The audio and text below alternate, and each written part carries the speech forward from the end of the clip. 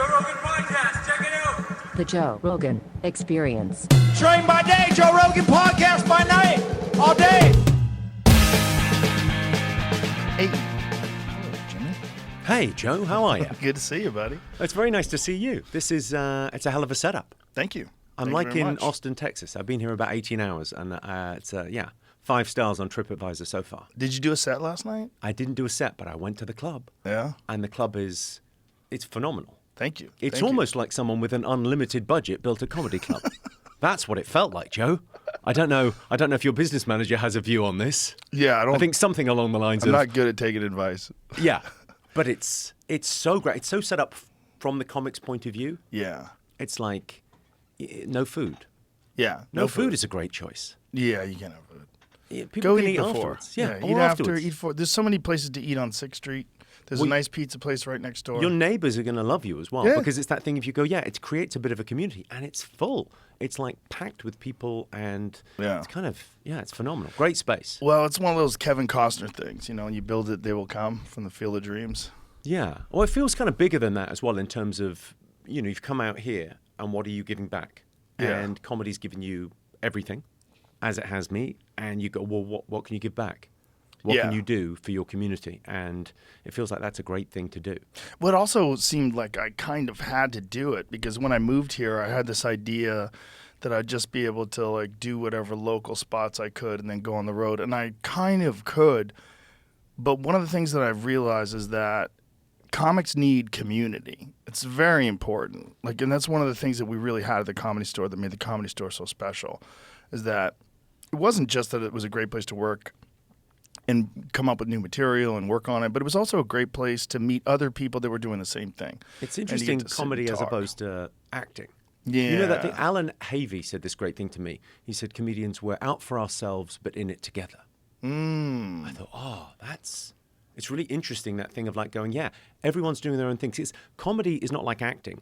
It's not a zero-sum game. Right. So you doing your thing, no matter how successful you are, has no impact on my thing. If anything, you pull me up. Yes. So comedy becomes like a bigger thing. If someone does fantastically and they're playing hockey arenas, then more people are pulled up through the clubs and the theaters into the arenas. Sure. It feels like we're living in a golden age for comedy. It feels to me like this is what it must have felt like to work in music or movies in the 70s. Yeah. It's like it feels like there's something culturally going on with comedy where it feels like it's got a value that's people need it. People need to go out and feel like they're part of a community.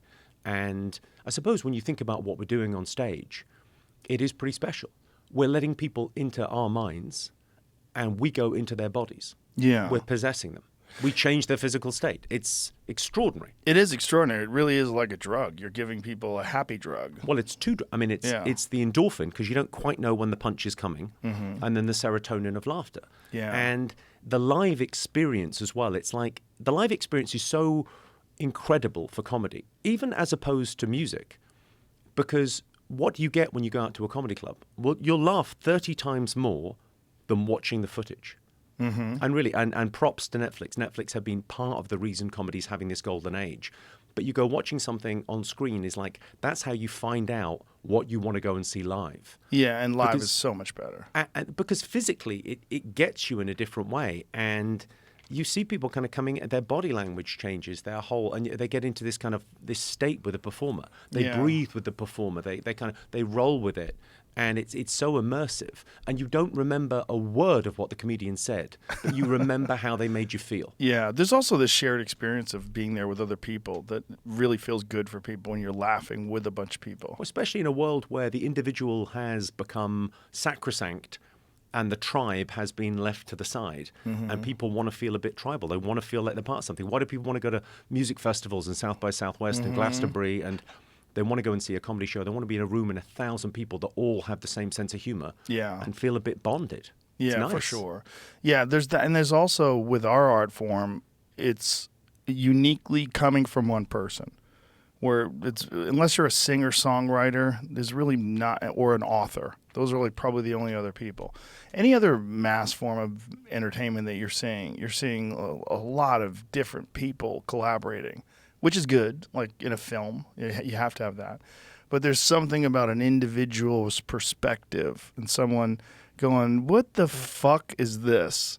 Well, And it's. you know? I mean, for me, that thing of stand-up is naturally progressive. For me, it's like stand-up is about. There's an Overton window about what that theory of the Overton window, what is and what isn't acceptable to talk about publicly. Right. And comedy is always pushing the edge of that. Not just edgy comedy. I do quite edgy stuff. It's not about being edgy particularly. Even someone doing observational stuff, Seinfeld saying the world is crazy, nothing makes any sense, this is ridiculous. He says the thing and it pushes, or someone talking about their relationships and their kids, it pushes what's acceptable to talk about in everyday life further. Yeah. And it expands that window. And so we have more open, meaningful conversations. Like you go and see a comedy show, you have a much more interesting chat afterwards. You go to comedy on a date night, it becomes like a more interesting conversation because something the guy said sparks something. It pushes the conversation. It's naturally progressive. Yeah, it is. And also in this day and age, it's one of the rare places where you can hear people speak freely about controversial subjects. And in my club, we lock up the phone so they're not self-conscious and they're also not distracted. And then you don't have to worry about that people thing of, filming like, clips. It is weird, isn't it? The locking up the phones is such an interesting point because that's what people want. Yeah. They want that boundary of going, I'm in a live. Yeah. Like there's lots of people that you would watch your favorite show. You'd watch, I don't know, whatever you like Game of Thrones or an MMA fight or whatever. And if you have your phone near you, there's a temptation to check the news and refresh and see what's going on and to ruin the experience for yourself. But somehow being out in public, like, you're aware, like it's performative being in a crowd. Like we're not the only ones performing at a comedy club or in a theatre. The audience are performing. People, how you doing? Like you ask an audience, how you doing? And they go, yay! Well, no one says that one-on-one. No one's ever, hey, how you doing, Joe? Yeah! You sound psychotic. Right. But in an audience, it's entirely acceptable to be that person, to dance and to clap along. You'd look strange listening to a band play live and just standing and listening, and not dancing in the crowd. Right. And that thing about going, well, it's performative being in the audience. Don't think you're the only one performing. They're all with you. They're all the laughter is you're signaling. It doesn't mean that it's fake laughter, but you're signaling to other people that you got it, and you're applauding when you kind of agree a little bit. Yeah. There's a rhythm to it. Being in an audience is a performance, and it's so fun to do. Yeah, it is. It's my favorite thing to watch still. After all these years, I watched Christina Pazitsky last night. It was awesome. Was it fantastic? Oh, she's so funny. But it's fun. It's fun to laugh. It's fun to see someone's writing and see like where they're going with ideas. And it's the same and totally different. It's a guy on stage with a mic, girl on stage with a mic, and it just, what's he doing with this? It's a totally different thing. It's that self-authored thing. I mean, the thing I'm working on at the moment, I'm slightly jealous of the club. I'll be honest. I sort of saw the club last night. I'm like, this is quite something to do, to set up a club and to have that community, and it's great. And I think that I'm working at the moment on I don't know whether it's a book or whether it's I think it might be like an online course, but a comedy course. and how to do stand-up? How to write jokes, how to be a stand-up. That's great. I think, here's my vision for it. I think we're going through a golden period, but maybe it's just beginning. Comedy's quite a new medium anyway. Yeah. We get to be the Beatles and the Rolling Stones, or certainly someone in our generation does. You know, if you think about it like George Carlin and Richard Pryor were John the Baptist, or someone's coming through. It's like that thing of like, it feels like it's getting bigger and bigger. My vision is it gets taught in schools. So we teach music and we teach drama and art. And I think stand-up comedy is an art form.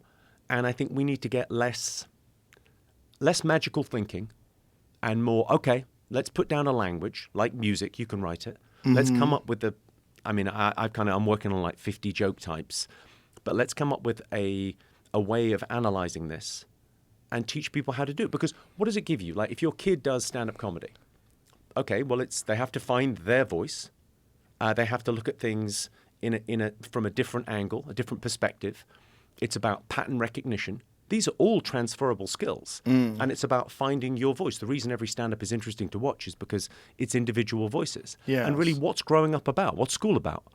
Finding your voice, finding Yeah. out what you're about, finding out who you are. Like, I don't think it's a dumb idea to teach stand-up comedy and to say, well, everyone should give this a go. Because Yeah. even people that have done... I've got a couple of people that come and see me live or whatever that tell me, I did like 4 or 5 gigs 10 years ago. But they enjoy stand-up comedy more than the average person. It's like someone who's can play a little bit of guitar, Right. goes and sees and goes, well, this is... Right. They have an inkling of how good it is. Yes. Someone that does a little bit of jiu-jitsu, I imagine, goes and sees an MMA fight and goes, he's Yeah. good. Yeah. Yeah. They've got like some idea. It's like that. They've gone from unconscious incompetence to conscious incompetence. Yeah.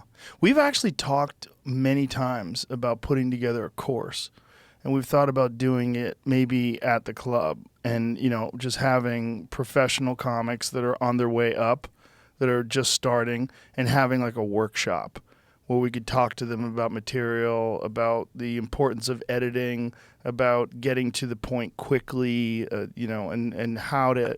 I think it would be great because how many comics do we know, guys that do this for a living and are doing great, that do have magical thinking? Well, it just comes to me, and I need to do this to make it happen. Like, understanding how to write music has never damaged anyone's creativity.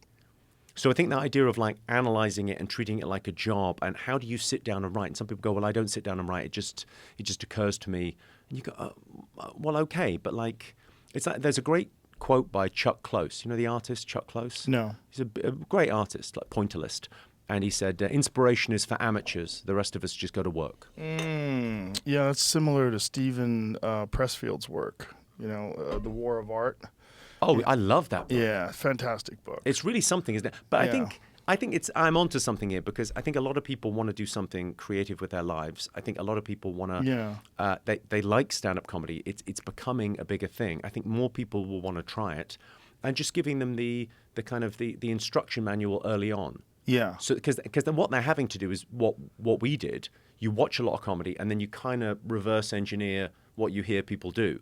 So you watch the greats, you watch Stephen Wright and Emo Phillips and Rita Rudner and Wanda Sykes and whatever you're looking at, and you go, okay, so they must have had the punchline first, and then they must have, if they were doing that wordplay, that's probably how they did it. Okay, so you can take all the structure, you can steal the structure, and then come up with your own content. It's a great kind of, Yeah.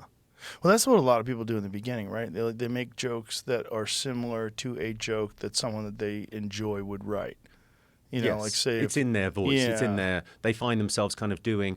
And then there's different ages in comedy where certain people kind of come through and have a real effect on how everyone's performing. like David Tell.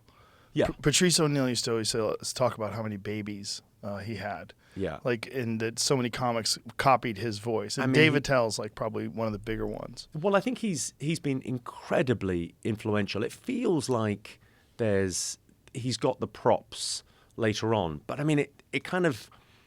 He's the worst at promoting of any him. Yeah. There's 2 brilliant comedians that are fucking terrible at promoting, and because of that, they don't get the credit they deserve. Colin Quinn and David Tell. Those are, in my opinion, those are the 2 that should be selling out arenas. Yeah, And I mean, Colin Quinn's solo shows, all I think is there 3 or 4 now. He just did one at the club a couple weeks ago, and the whole staff, everyone, the comics, the staff, everyone was raving about how brilliant his writing was, the timing. They said he put on a masterclass. It's almost like everything he says is in that comedic tone. Yeah. He's been incredibly influential. I mean, I think his shows are fabulous. And then, Attell, it feels like you haven't put out enough material. I'm kind of Right. almost like, I don't want to be morbid here, but David Tell's not going to live forever. And at some stage you go, there's not enough. I mean, there's Shanks for the Memories, which is great. And there's lots of kind of appearances here and there, but it feel like I want more. Yes. Well, I mean, I love Bumping Mics. I thought Bumping Mics Yeah, was like... it's I great. mean, that's another great, Netflix, hats off, to give Jeff Ross and Dave, to make it kind of feel like it was in 3 parts, and it felt like a visit to New York. It Yeah. felt really... And those shows, whenever there's a festival and those guys come and play, it feels like, oh, well, that's the late night hang. Yeah, it's fun. Yeah, it's so improvisational. And they're both so good off the cuff. But it's Magnificent.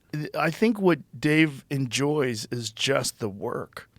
I mean, when you talk to him, he gets up in the morning or whenever he gets up, he goes to the coffee shop, smokes a cigarette, drinks coffee, and starts writing. Goes over the news, finds out what's going on. When he goes into a town, like say he's in Cleveland, what's going on in Cleveland? Oh, there's a scandal with the mayor. Oh, okay. There's something going on with the roads. Oh, okay. And then he starts writing things about it. The team sucks. Oh, let's write about that. This is the life, right? It's I don't know. I mean, maybe he's as successful as he needs to be because really, what's this about? Right. It's quite stoic. I think I've become quite the stoic on like going. Well, the world ordered a stand-up comedian. I need to honor that. Yes. I'm a stand-up, so anything that's not writing jokes or performing jokes is not doing the thing. Right. And the thing is all I care about. I would add to that it's good to experience life too. And then I think one of the things that accentuates life is accentuating your perspective on things. And that comes from experiences. And there's one problem that some comics have where they just perform and travel all the time. And a lot of their jokes... Airplane material. Yeah, it revolves around what they know. It's hard. That work-life balance is very tricky. I've had kids quite late in life. And work-life balance is hard. It's difficult. Being a comedian, here's the first world problem I have. Work... is more fun than fun. Yeah, it's more fun than fun. More fun than any vacation. What are you doing on a night out? Yeah. No, we went and had dinner. Okay. Right. Did 1,000 people clap when you walked in the restaurant? No, Right. they didn't. Did they Did howl you get a standing laughing? ovation as you Right. left the restaurant? Right. Well, no, I didn't, and I Yeah. thought I did very well at dinner. I have often thought of how many people live from the cradle to the grave and never kill. And what a sad thing that is to never experience that. Just destroying an audience for an hour. Here's the depressing thought. Some people live and die and they never hear their own voice. So maybe teaching stand-up comedy. I kind of think that might be the next thing. I'm 50 now. I feel like that might be the next thing of like going. And I'm kind of looking for things that will make me feel like an imposter. I want to feel like an imposter. I want imposter syndrome. I like it. And I feel very comfortable in a theatre stage now playing to 2,000 people. Great.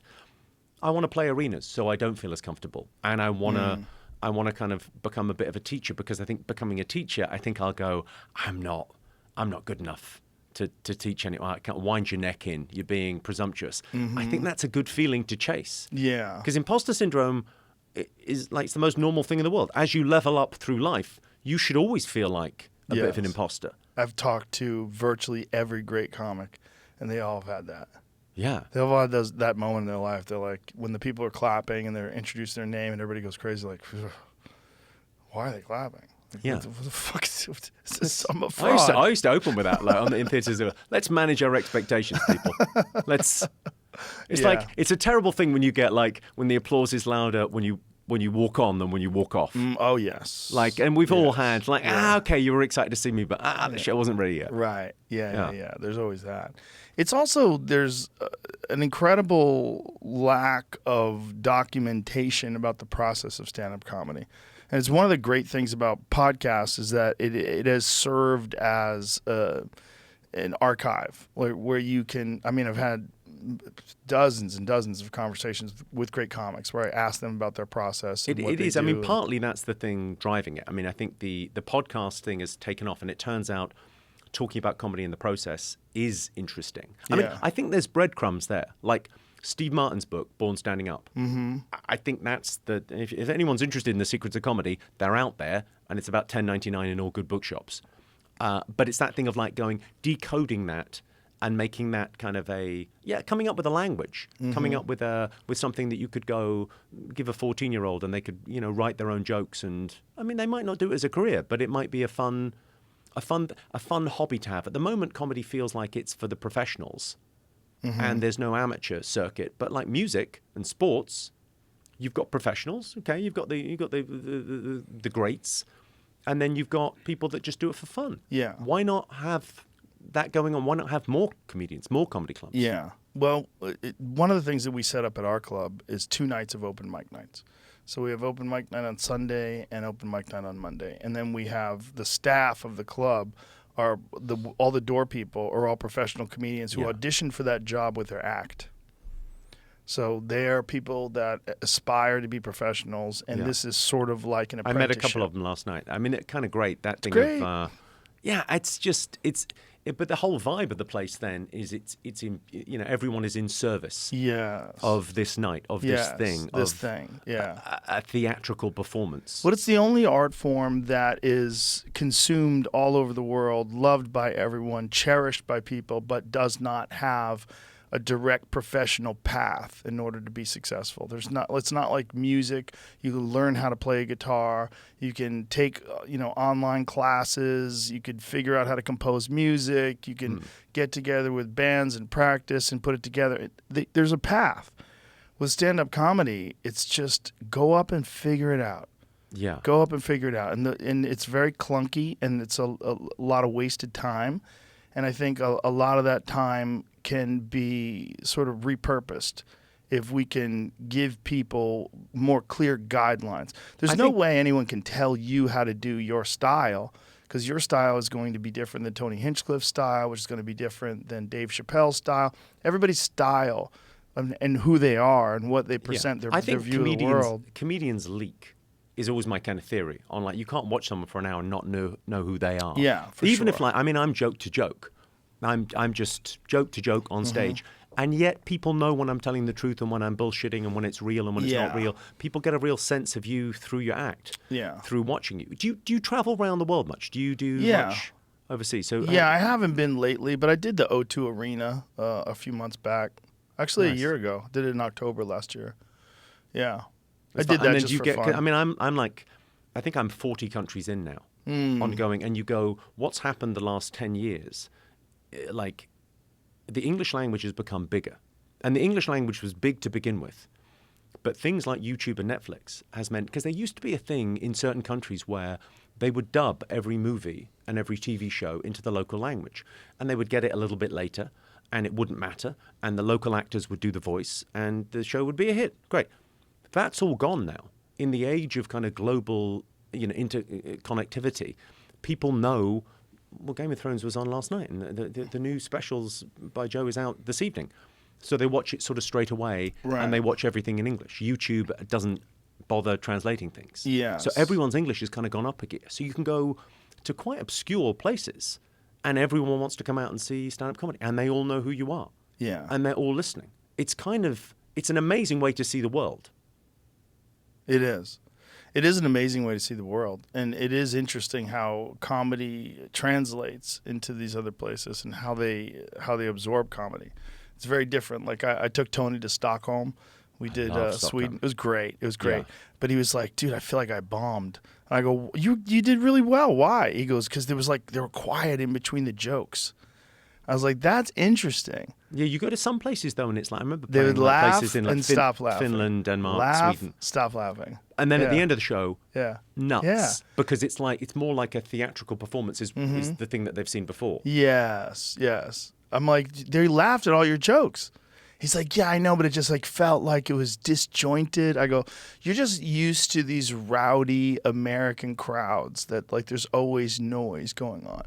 Well, if you're used to playing the clubs as well. Yes. And, I play mainly theatres, so if I go into a club, I'm very distracted. They're serving drinks. Right. During the set, what's going on? What's happening here? But of course, because you're not in that field, there's certain countries where you'll get a standing ovation, like Canada, America, Australia, love a standing ovation. They're getting up to leave anyway. They might as well. The UK, the risen Christ could come on stage and they'd go, yeah, I don't think. Well done. It's like that's just not the thing. Why or maybe is it's that? me. My friends from the UK that have come to America, one of the things that they've all sort of said is that in the UK they kind of want you to not do well. And whereas in America they sort of celebrate you succeeding. I think culturally, if you think about what America is about, it really, I suppose it dares to dream. There's a bit of a tall poppy syndrome in the UK where if people do too well, it's like, well, let's cut him down to size. Yes. Whereas America is for dreamers, and they're going to do something, and it's exciting. It's Yeah. like, I mean, Austin's got a real feel at the moment for You know that every city whispers to you. Yeah. So Los Angeles says be more famous, and New York says make more money, and Austin seems to be saying be creative and weird. And they're happy we're here too. That's what's really cool. It's like they've embraced it because a scene moved into a city where there's 15 world-class comedians that live here now that didn't live here 3 years ago. Was Ron White the first? Yes. Yeah, Ron White's a guy that means nothing in the UK. Like, he's not famous in the UK. I can't see why. He's so good. He's so good. And he's retired except for my club. So he's at the club all the time. What, have you got Polaroids of him? What have you got on him? He loves me. That poor man's trying to retire, and you keep on dragging him He doesn't back. really want to retire. He just wants to not travel anymore. And I said, Ron, you don't have to travel. You can get a new crowd every night of the week. Anytime you want, you can go up. And so he'll just text me, hey, you doing a show tonight? I'm like, fuck yeah, you coming? He's like, fuck yeah. And then he comes down and he's doing acid and he's an animal. He's so fun and he's so good. And it's like for him, it's taken all the negativity out of stand-up comedy, which is the travel and the weariness. He just leaves his house, drives 15 minutes. He's at the club, does a set, hangs out. We all party and laugh and have fun, and then he leaves. And so he's there 3-4 nights a week sometimes. That's fantastic. Oh, it's so much fun. I like the travel, I've got to say. I like everything about. No, I think that thing when you have a job, when you're living your dream, you're doing what you want to do in life. Mm-hmm. I think it's on you to enjoy all of it. Mm-hmm. So the airport lounges and the delays and the early mornings or whatever, or the flights, the whole thing, you have to embrace it all. Good for you. I'm glad you take that perspective. That's very healthy. Yeah, that's what everybody should take. But it's that thing, isn't it, where that thing in life, disposition is more important than position. Yes. How you are in your head. We all know billionaires that are miserable. Yes. And people sweeping the streets very happy. Yes. And it's that thing of like disposition and it seems to be, I know it's trite, but it seems to be the thing is gratitude. Yes. Gratitude is the cure for resentment. Yes. And there's so much resentment around. It's such a maligned word because it gets attached to woo-woo bullshit and people wear wooden beads and, it gets attached to posing, but I think it's I think gratitude as real. well is like, people imagine it's about the thing. Not the environment is the thing we should be grateful for. That we live in this time. That Steven Pinker Enlightenment Now book, where you sort of go, well, now. Yeah. Now, I had a hot shower this morning. No one, before 1930, no one had one. Right. People didn't know what hot showers were. They washed once a week in cold water. Good luck, everyone. Everyone smelled disgusting. The world that we live in now is so fucking great. Yeah. We just don't appreciate it because we're so accustomed to it. Well, it's that, what do they call that? It's the hedonic treadmill. You get used to the good things really quickly. Yes. And so you're searching for more. But you look around, it's an extraordinary, the idea that comedy is a thing at the moment. Imagine if we'd been born in the 1940s. Well, you not really. We don't comedy's have that. Not really. Yeah. I guess we could have gone on before the band and said something, but it wasn't quite like the people that started. Who were the first people in America? Lenny Bruce. Lenny Bruce, but he was really the first to do our theaters. style of comedy. Yeah, but it was our style of comedy where he's just talking about life. Everybody before that was like 2 Jews walked into a bar. They buy it. Yeah. It was like set up punchline. I mean, I do it's very old timey, really, in a sense, because I do jokes. So they stand and fall. It's very high wire. It's either it's binary. This is funny or not. There's no story behind it that you can. I mean, sometimes I do longer form, but really, it's quite like old school jokes. But yeah, Lenny Bruce, George Carlin, people that started playing theaters and clubs and to draw a crowd. So you weren't just. And then Pryor was the first one to really do it well. I never think Dick Gregory gets enough. He doesn't. He doesn't get enough People props. don't talk about it. People don't talk about what he did and part of the struggle. And he's incredible as a figure. Well, he's also the one that exposed the Kennedy assassination. No, I didn't know that. Dick Gregory went on the Geraldo Rivera show 12 years after Kennedy was assassinated. Who had conspiracy theories 35 minutes in? I have it fucking every 20 minutes. Wait a second. Pops up like so magic. Hang on. So, because I know he was, had a big part in the civil rights movement. Yes. And was incredibly brave. He's kind of due a great documentary, like a proper Judd Apatow 3-hour Dick Gregory, Here's Everything You Need to Know documentary. Yeah. I would love that. Yeah, I would love a documentary on him as well. We've sang his praises many Showtime times. put one out. Oh, they 2 did? years ago. Okay. Oh, the one and only Dick Gregory, 2021. Wait a second. Showtime have a time machine and they used it. They used it to steal this idea. I think so. Motherfuckers. I mean, he was fantastic during the Vietnam War. He was fantastic during the Civil So Rights movement. get back to the Kennedy thing. So he went on the Geraldo Rivera show in 1975, and so this is 12. How old is Geraldo? He's old as fuck. Yeah. So, but he looked good back then. He looks pretty fucking good now. Dick Gregory went on, and he went on with the Zapruder film, and it was the first time the Zapruder film was ever exposed to the public. So Geraldo Rivera played the Zapruder film, and you see Kennedy grabbing his neck where he got shot from the front. And Dick Gregory brought it on. Yes, Dick Gregory brought the film to Geraldo and played it. And our next guest is a comedian for a bit of light relief. Yeah. He's going to show Wanna you. play it? Here, we'll the play it here. Zagruba. Zapruder film. How many concert gigs did you do? How many I don't know appearances exactly at when in the con? video he talks about it because it's a 20-minute video. Okay. Well, screw ahead. There. So he shows the So- video of Kennedy being shot, and then he goes, and I'm going to be at the Laugh Factory in Miami Beach on Thursday. Come see me. Fortunate net effect of that is to make more people watch it. Well, I'm telling you right straight out that if you are at all sensitive, if you're at all queasy, then don't watch this film. Just put on the late night movie because this is very heavy. It's the film shot by the Dallas dress manufacturer Abraham Zapruder, and it's the execution of President Kennedy. And Bob and Dick, would you please narrate what we're seeing as we show this film?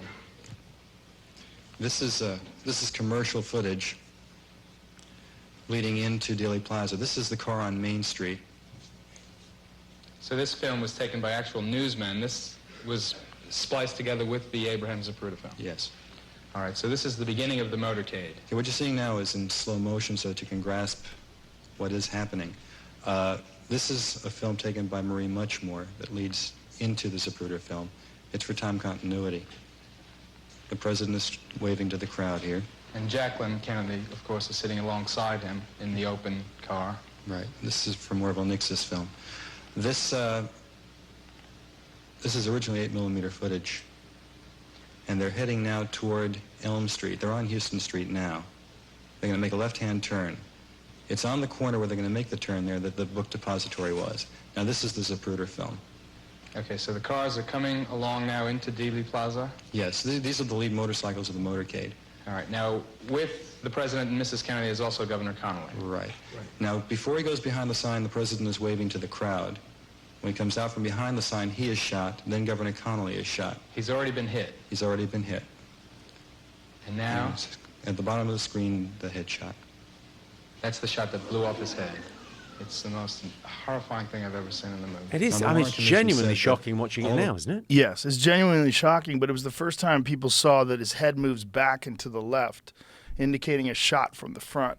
Yeah. And that fell against the narrative that Lee Harvey Oswald acted alone. There was a ton of eyewitnesses that said that they heard gunshots from the grassy knoll.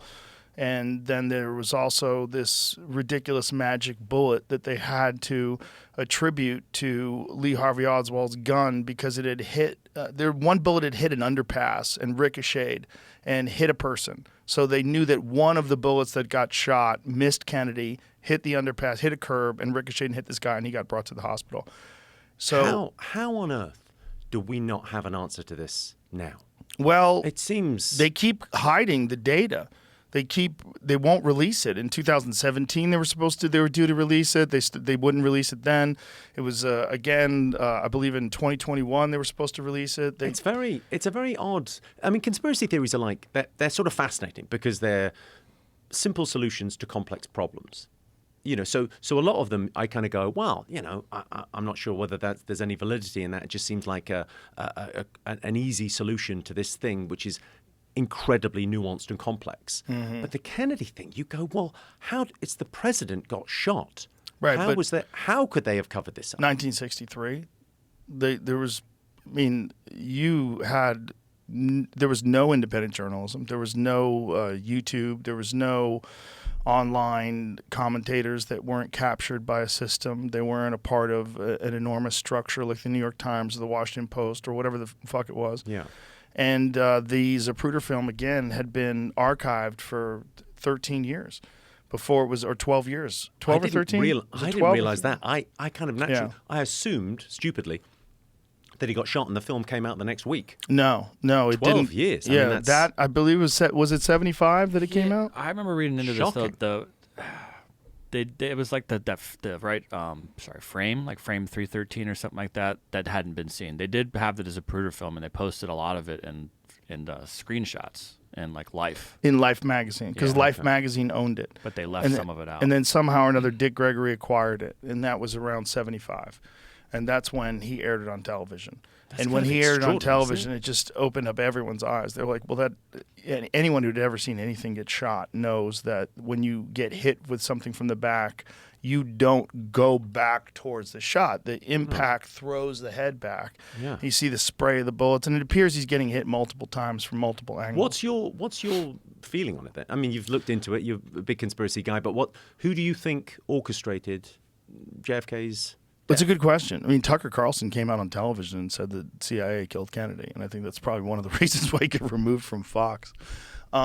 I don't know who did it. I really would be. I would be. I'm amazed it talking hasn't been out of like my ass. a deathbed confession or something. Because I mean, conspiracies more broadly, you kind of go, well, it involves sort of cognitive dissonance. Wasn't there a deathbed confession from E. Howard Hunt? I was going to say there was something, but Yeah, I think it was E. Howard Hunt. Okay. Who was one of the people that was supposedly on the grassy knoll. There's Woody Harrelson's father was supposed to be involved in this too. He was apparently a hitman. There was, according to the lore, the last confessions of E. Howard Hunt. Yeah, the ultimate keeper of secrets regarding who killed JFK. And I think Yeah, that's how you keep a secret. A pipe. I think on his deathbed, he said that he was involved in the conspiracy to kill the president. I don't know who was involved. I mean, I think it was probably a bunch of people. There was a lot of people that wanted Kennedy out of there. I mean, he wanted some pretty radical changes. He wanted to disband the intelligence agencies. He thought that secrecy was abhorrent, and he, talked about it openly in this one speech that he gave about secret societies. And he. Well, it's odd, that thing for me. I mean, I'm kind of thinking about maybe doing a bit about this, about saying, look, because it involves two thoughts. You've got to believe the government there's a deep state that is sort of geniuses and can cover these things up and can, fake a moon landing. And also the government are idiots. They can't organize anything. And Well, it's different. What I want to do, The my government, you thought- can't say the government, right? Because the it's government huge. is a blanket. That's like saying drugs. Drugs Yeah. are bad. Well, I'm drinking coffee. It's not bad. Everybody drinks coffee. But that thing of like going, a drug. what we need is some of those guys from the deep state over here for a week to deal with the regular shit. We need someone on transit duties. We need someone from the deep state to look at hospitals. Well, in a lot of ways, those are more complex issues than assassinating someone and covering it up.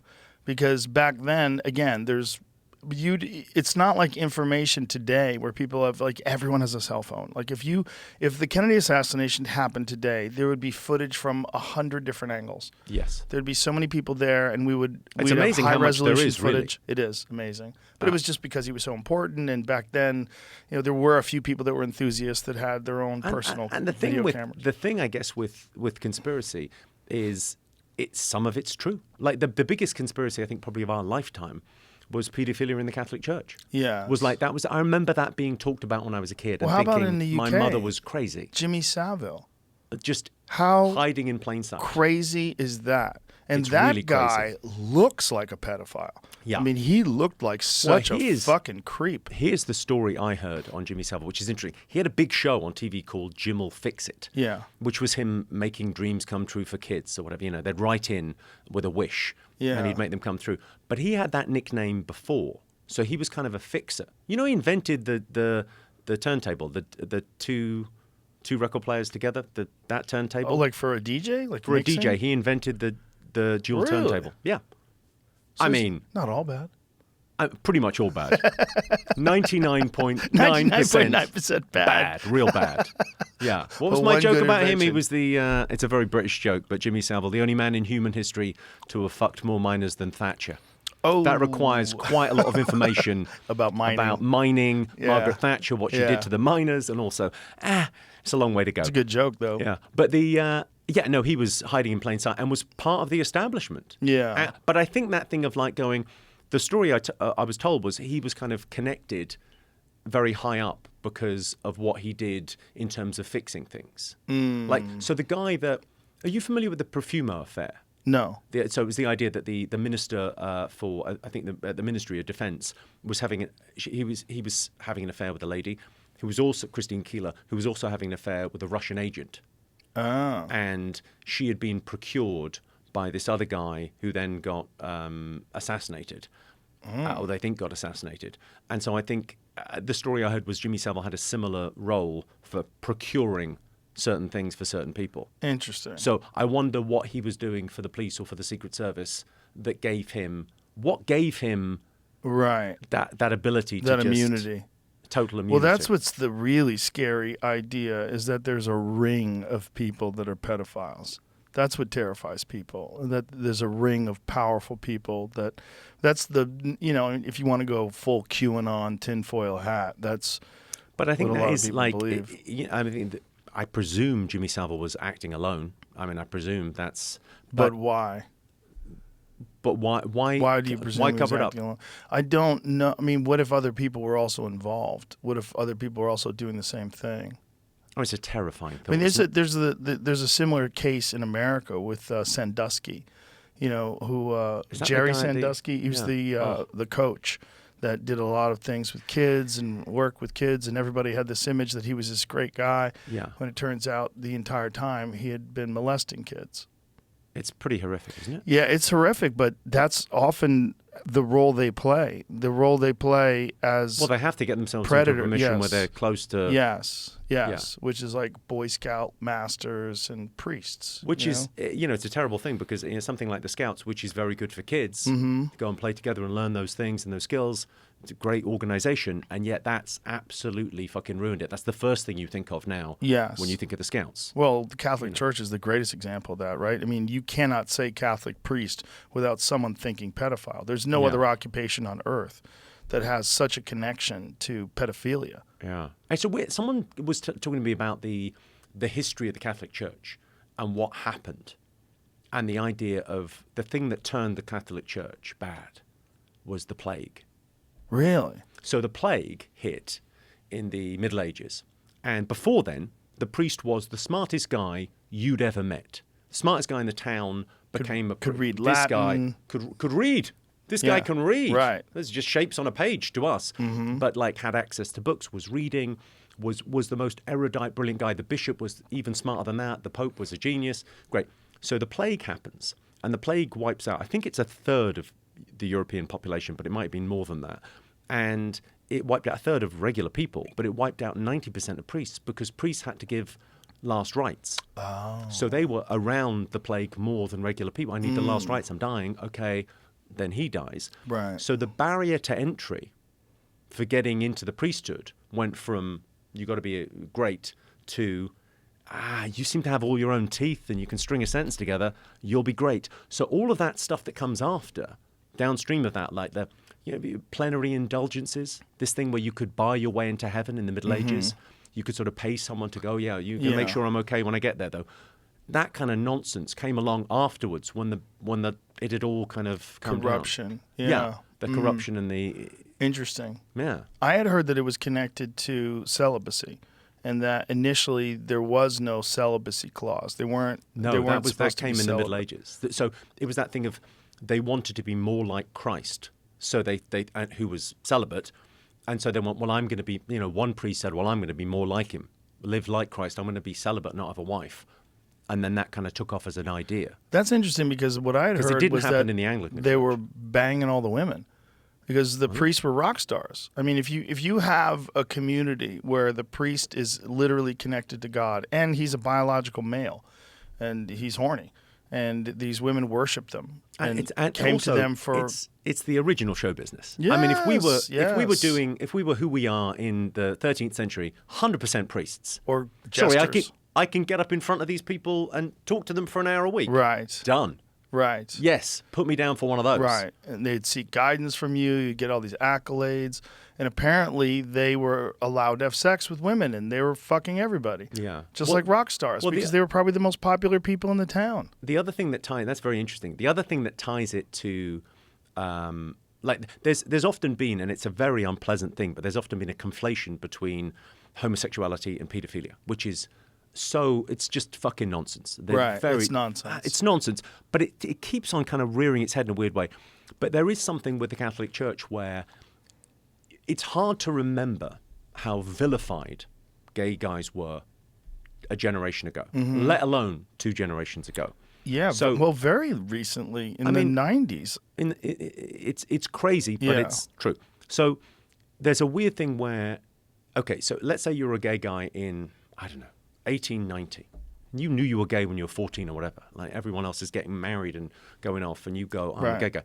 The priesthood was a smart move. Because you went, well, I don't have to get married. And I know I'm not about that, so I'll join the priesthood. So you join the priesthood, you were a gay guy. There were other gay guys that had the idea. Great. Right. Now, here's the weird thing.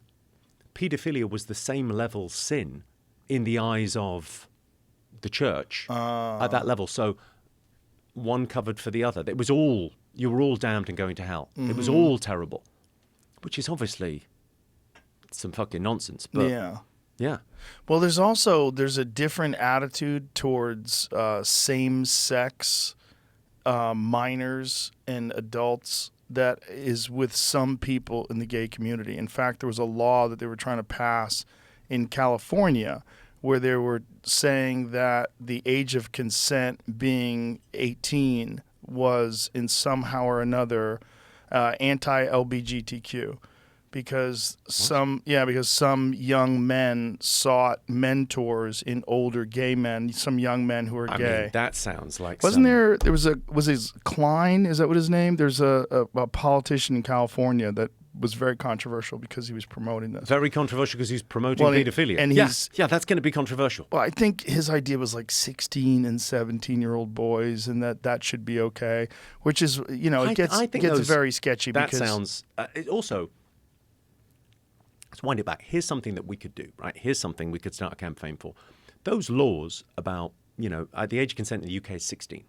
Yeah. But those laws should be for 17 and 18-year-old boys. Yes. They shouldn't apply to us. Right, it shouldn't apply to a 55-year-old man. So Romeo and Juliet law, I think they have it in New York. They have it in certain states where you go, yeah, that's the age of consent is 16 for her. And that guy who's 17 and it's her boyfriend and they've come up at school together, that makes sense. And then at 18, maybe...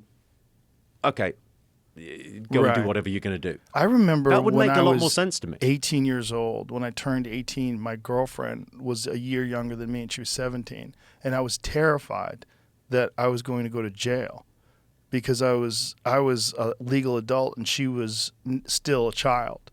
Right. Even though we started dating when I was 16, or I was 17 and she was 16, and then when I turned 18, I was like, oh my God. Like, could I get in jail for this? I remember thinking that. Like, is this illegal? Like, because it kind of technically is. I think if you're dating a girl like that. I mean, this is 1985. So Gavin Newsom signed a law that could give judges a say on whether to list someone as a sex offender for having oral or anal sex with a minor. The bill would expand discretion currently granted judges in statutory rape charges as promoted by bringing fairness under the law to LGBTQ defendants. The current law, in place for decades, permits judges to decide whether a man should be placed on California's sex offender registry if he had voluntary intercourse with someone from 14 to 17 years old and was no more than 10 years older than the person.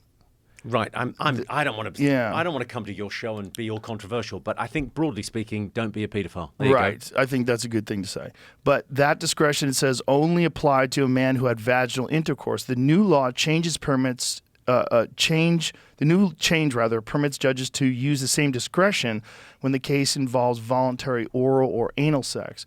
The measure won't apply when a minor is under 14, when the gap is larger than 10 years, or when either party says the sex wasn't consensual. The law does not change the age of consent in California, which is 18. Adults caught having sex with minors will still face statutory rape charges.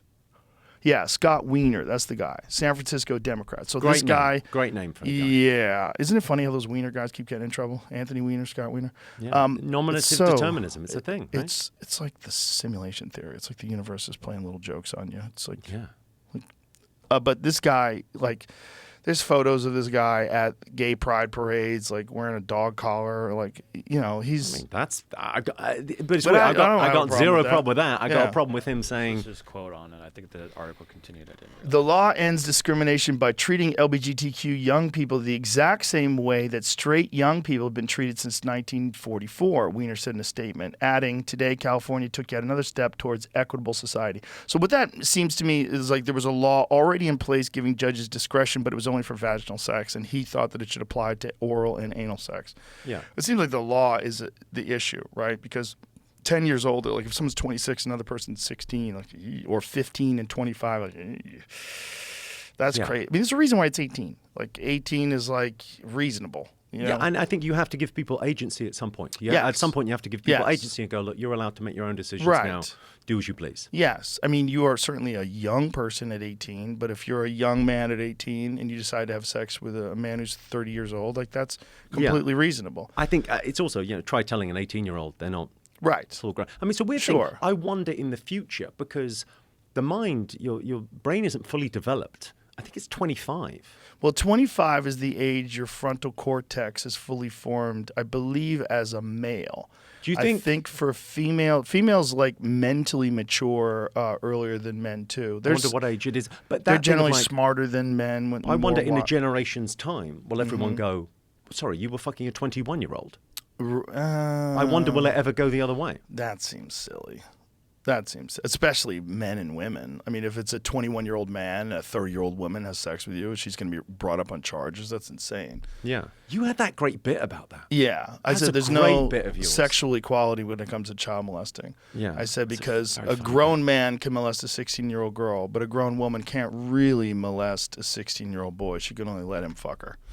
Like, what's the worst thing that happened? You found out about something awesome early? Like, poor Billy got his dick sucked by the hot teacher. Yeah. He's never going to recover. It's a very good. Thank you. And we're not denigrating the suffering No, of men no, that have been molested. no, but yeah. no. But it's always Dimitri like- Martin had a great line on that as well. He said something about some guy that fucked his teacher, and Dimitri said, he died.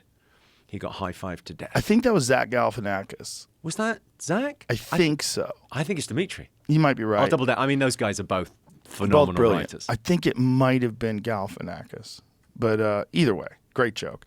But it's high five to death. But it's it's a difference. There's a difference, and it's also the difference in how we. It's unfortunate, but there's a prejudice about women having sex versus men having sex. That with a woman is being taken advantage of by the man, like that they don't have agency, whereas the man is the pursuer and the predator. And so there's an aspect of that goes along with it, that a male, like we don't think of a 16-year-old boy having sex with a hot 30-year-old woman as like that boy being molested. We just don't. Yeah, well, I suppose, increasingly, we will. I haven't given it a lot of thought, but it does strike me that thing of like agency and being 18 and being a grown up in society. Yeah. I suppose the problem is that thing. What's that book? Is it Jonathan Haidt, the Coddling of the American Yes, Mind? got That Jonathan. idea of going, if there's no freedom for kids anymore, like you're not allowed to go and play on your own. You're not allowed to leave the house and mess around. And, the only freedom you have now as a kid is online. So you're not allowed to go and experience that thing of being out in the world. In danger, yeah. And, Danger, and like- knowing what's safe and what's not safe, and having experiences with people that are sketchy. So then, if you don't get any of that Yeah. until you're 18, Yeah. and then suddenly you get all of that, but you've not been drip fed it. Right. Like that thing of like, I know what your childhood was like. We were pretty, grew up in Slough, quite a sort of working class, to the west of London, and we were a nice little bit, and we would go out on bikes in the morning, and you would come back for your dinner in the evening. You would just be out for the day. I don't Same. think. Yeah, my childhood was I very don't know similar. if that exists. No, that's like America almost anymore. like child abuse. It's almost like neglecting your parental duties. Just let your kid just roam out of the house and come but back at dinner. 14-year-olds used to be babysitters. Now 14-year-olds need babysitters. Yes. And I that's a don't good think point. anything's changed about humanity. So I think the idea that you have agency at 18, but like we like it goes from 0 to 60 Yes. in one day. Right. That's a good point. And like the drinking age is 21 here, isn't it? It's Yeah. 18 at home. But you go, well, actually, it kind of, everyone assumes in the UK you're going to drink a little bit when you're 14 Yeah. in the park with your friends. And it's There's also a little bit of that. the different levels of experience of people that are 16 and 17 years old. Like when I was in high school, the first girlfriend that I had, she had a single mom, and she was essentially on her own and left to roam around from the time she was very young. And she had been going to concerts when she was 12 and 13 years old, and she'd already had sex before I had. Like she was a year younger than me, and when we met, I was a virgin and she wasn't, and so it was she was more worldly and mature than I was. Like she knew how to go to concerts, she knew how to get backstage and meet people. The idea that we're saying, an age like 18, every 18-year-old, oh, that's just a Yeah. solid state. Everyone's the same. Everyone's different. Very everyone different. comes to it from a very different perspective. Sure. People mature at different speeds. It's very, there'll be young people listening to this as well. It's that thing where it seems like such a race when you're young. Yes. To get there, to do everything. To be grown up. And you feel like you need to make all the decisions. Yeah. When you're 19, about, okay, which college degree? What am I going to do in life? Yes. What am I going to? It's a panic. Well, that's what's so predatory about America, because that's when student loans come in, and you get shackled up with these student loans that you can never get out of debt with.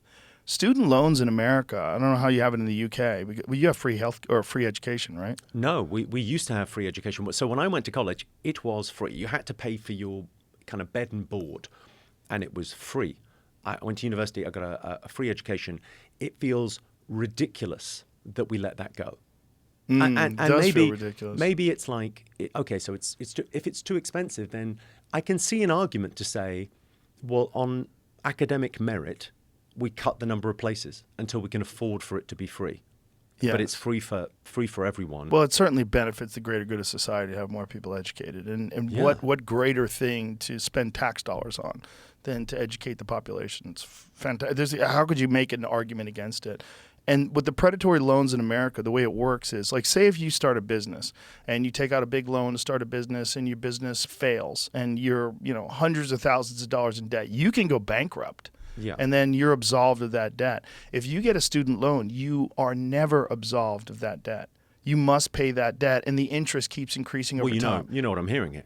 What? We need to get into the student debt business. This feels like this. It sounds like you can't lose. You think you're making money in comedy on podcasts? Please. The real money is in student debt. And it's pushed on people because everybody feels like they have to go to college or they're going to be a loser. And there's people right now in America that are getting Social Security money, and their Social Security money is getting docked because they owe student loans. So you're at the end of your life. Someone made a point recently about a college degree now is a luxury good. It's like a Louis Vuitton handbag. So you get the luxury good, but what can you do with it? What's the benefit? Because Well, it really depends on the degree, right? Yeah, Some things like if you're a medical doctor, degree. Yeah, of you course, need a degree. engineer, something Right. like that. Yeah. But if it's just an arts degree, Gender studies. then Yeah. you go, well, what are you going to do with that degree? Like, the map is not the territory. Yeah. Who would you rather employ?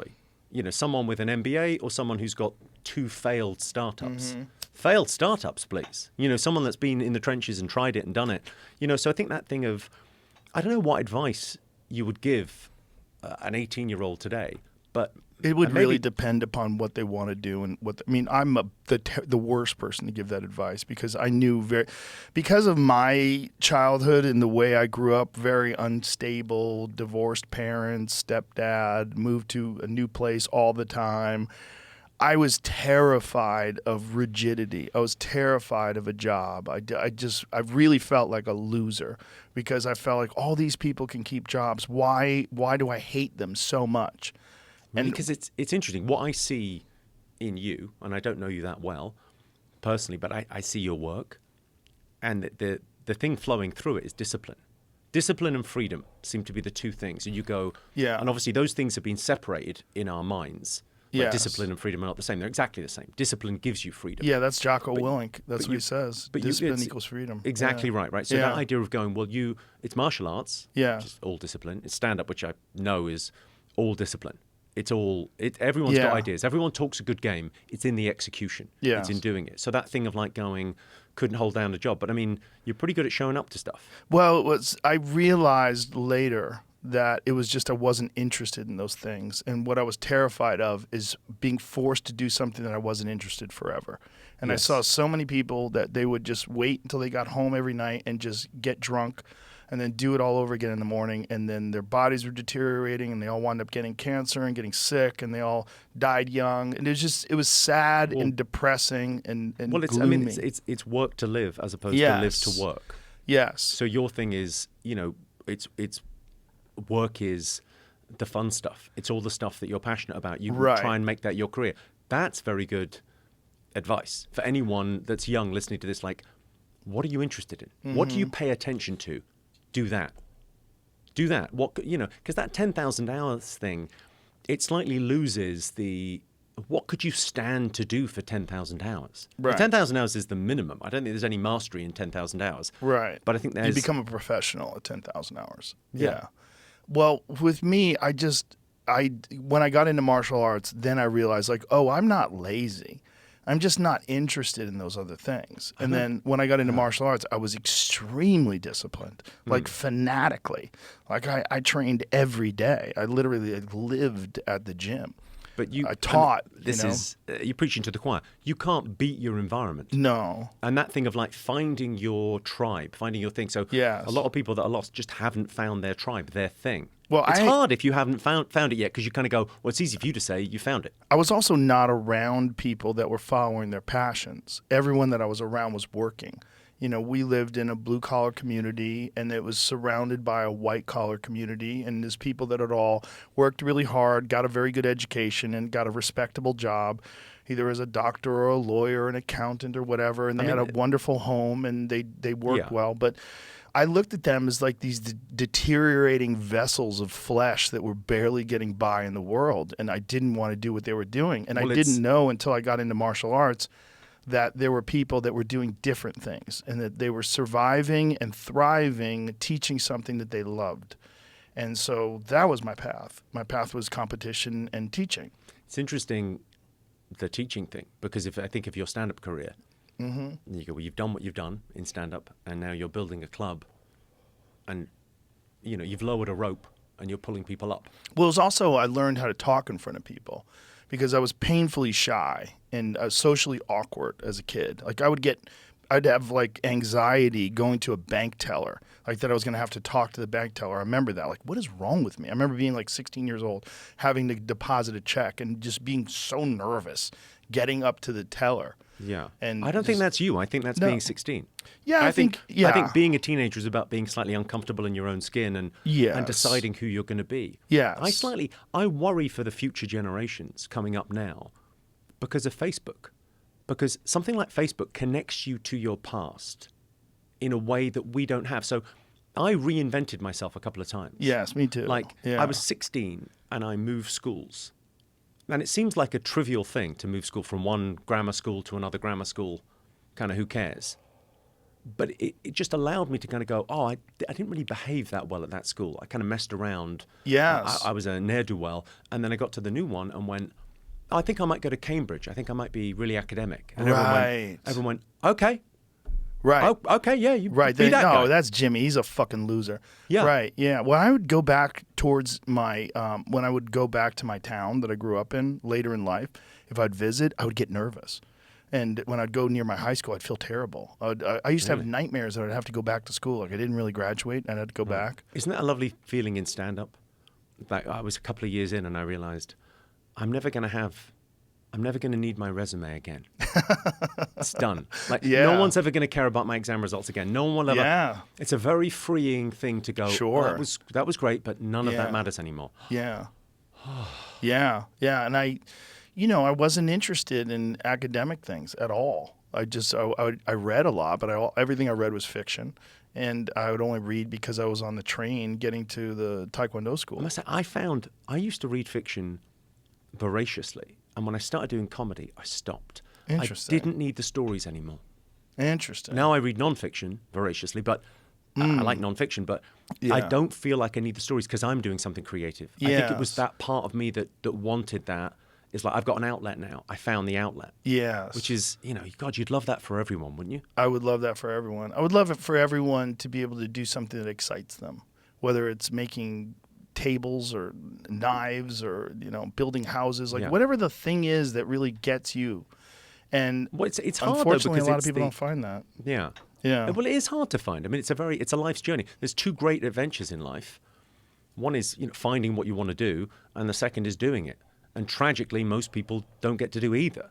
Right. But you want that for everyone. Well, You want especially people if to you find get that thing. captured early, and that's what I was talking about with the student loan thing. You get trapped in debt, and then you're on this path to a career, and then if along the way someone says, "Hey, have you ever thought about doing comedy?" and you're like, "Oh my God, I'm so tired when I get out of here. I just want to go have a meal and go to sleep," and you're thinking about like finding a woman, settle down, and having kids. And I had a like, thing when I everybody used to else work doing for a that. big oil company. Like, Oh, really? when I was in my mid-20s, I worked for Shell Oil. I was in marketing for Shell. And I very nearly bought a place. I very nearly bought a flat. And that thing of the things you own end up owning you. Oh, yeah. I think I'd still be there. And it would have been a good life. I mean, not this life, but it would have been good. But that thing of the good is the enemy of the best. I think people now, I don't know, 18 to 21, going, you should be taking risks, big big swings.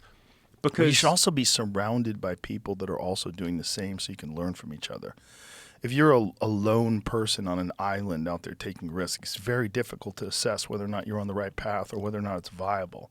Yeah. One of the beautiful things about stand-up and one of the things I love about the club is all these young risk takers are around people that are the same and that are maybe 10 years ahead of them. And we talk all the time. I ask them, like, you doing gigs? Like, you doing the road? Like, what's going on? How you doing? Like, are you How working many on new gigs in stuff? is always the thing. How often do you write? I always think that thing of going to young comics, how many shows? It's like, because it's like airline pilots. We're like airline pilots. It's not really about how many years you've been doing comedy. Right. It's about, when you talk to an airline pilot, they tell you how many hours they got in the sky. Yeah. And I feel like hours on stage. How many shows you done? Yes. That's the thing. I'm like Yeah. 250 on the year. Yeah. And I feel like, okay, I'm in a groove. Yes. Like, it's that thing of Yeah. like, you're match fit for this thing. One of the things that we found in LA is that, like, when I was doing the Comedy Store and the Improv and the Ice House and going back and forth and I was doing, Tuesday, Wednesday, Thursday, and then I'd go on the road Friday and Saturday, you get this groove where you just kind of know how to make something funny. And so it's easier to create new material as well. You Yeah. get this... You hit this vibration, and then if I had to take time off, that's one of the things that I found that was terrifying during COVID, is I took like 4 months off, because everything was shut down, and then I came to Texas to do shows.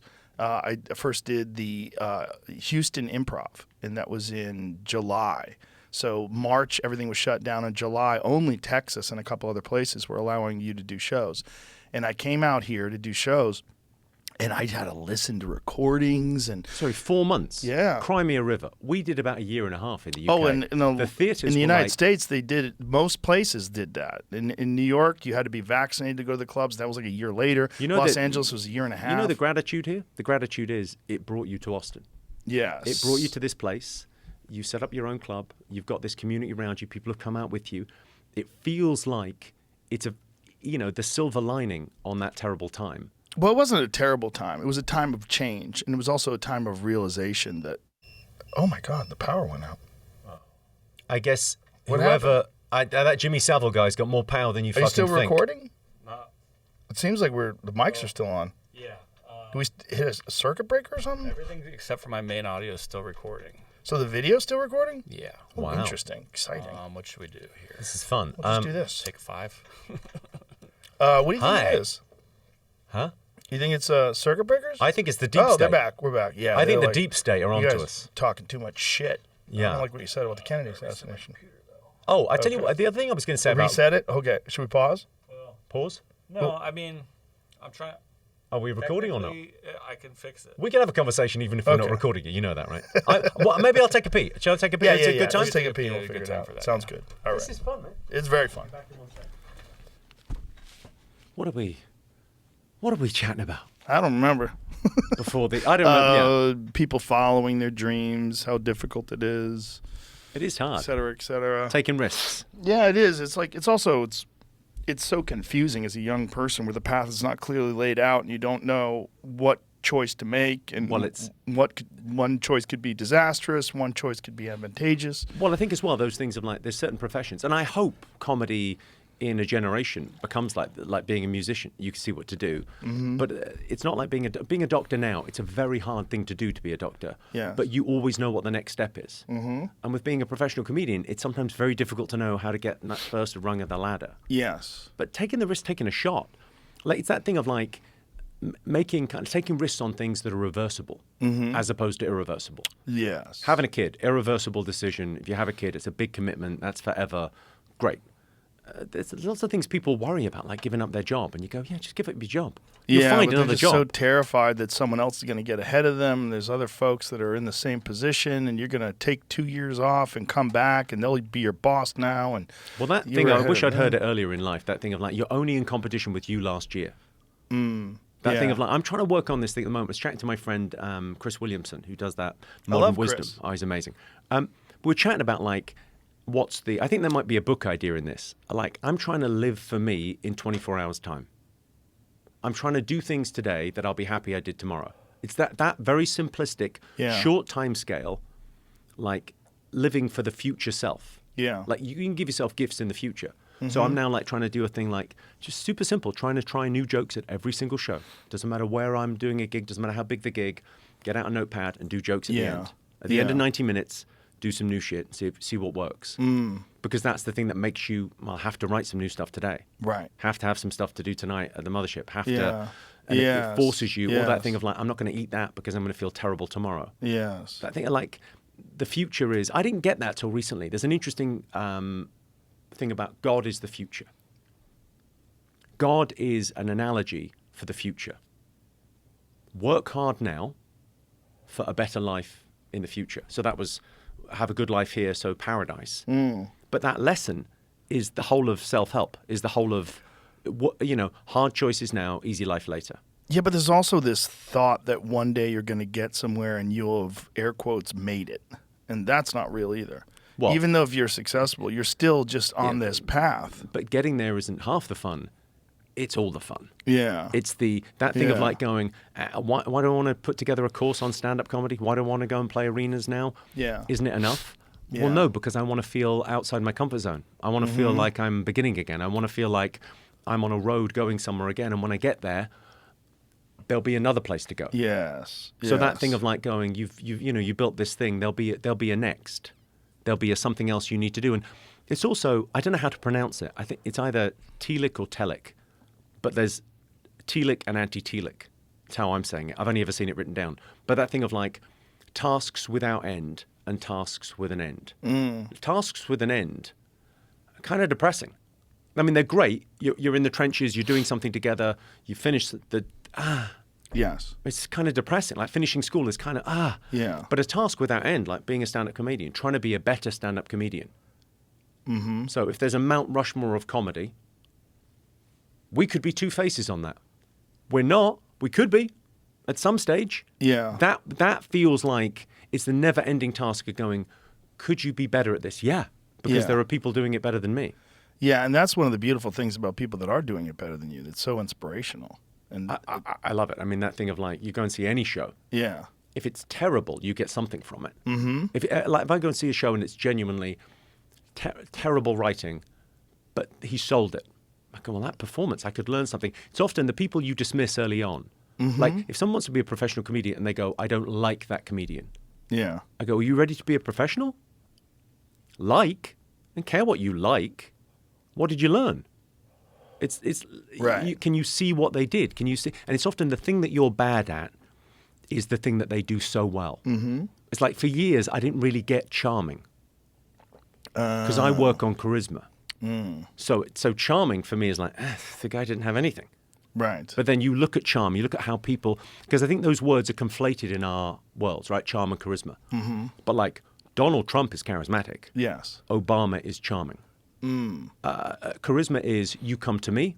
Charm is I come to you. Obama's, look at his speech pattern, his head to the side. He's like this super welcoming, we're going to find common ground here.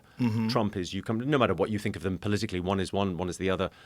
Angelina Jolie is charismatic. Jennifer Aniston is charming.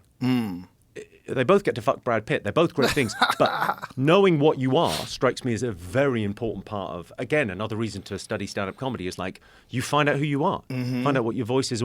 What do you work on? What's your thing? If I try and be charming, it comes across as smarmy because I don't have that gear. Yeah.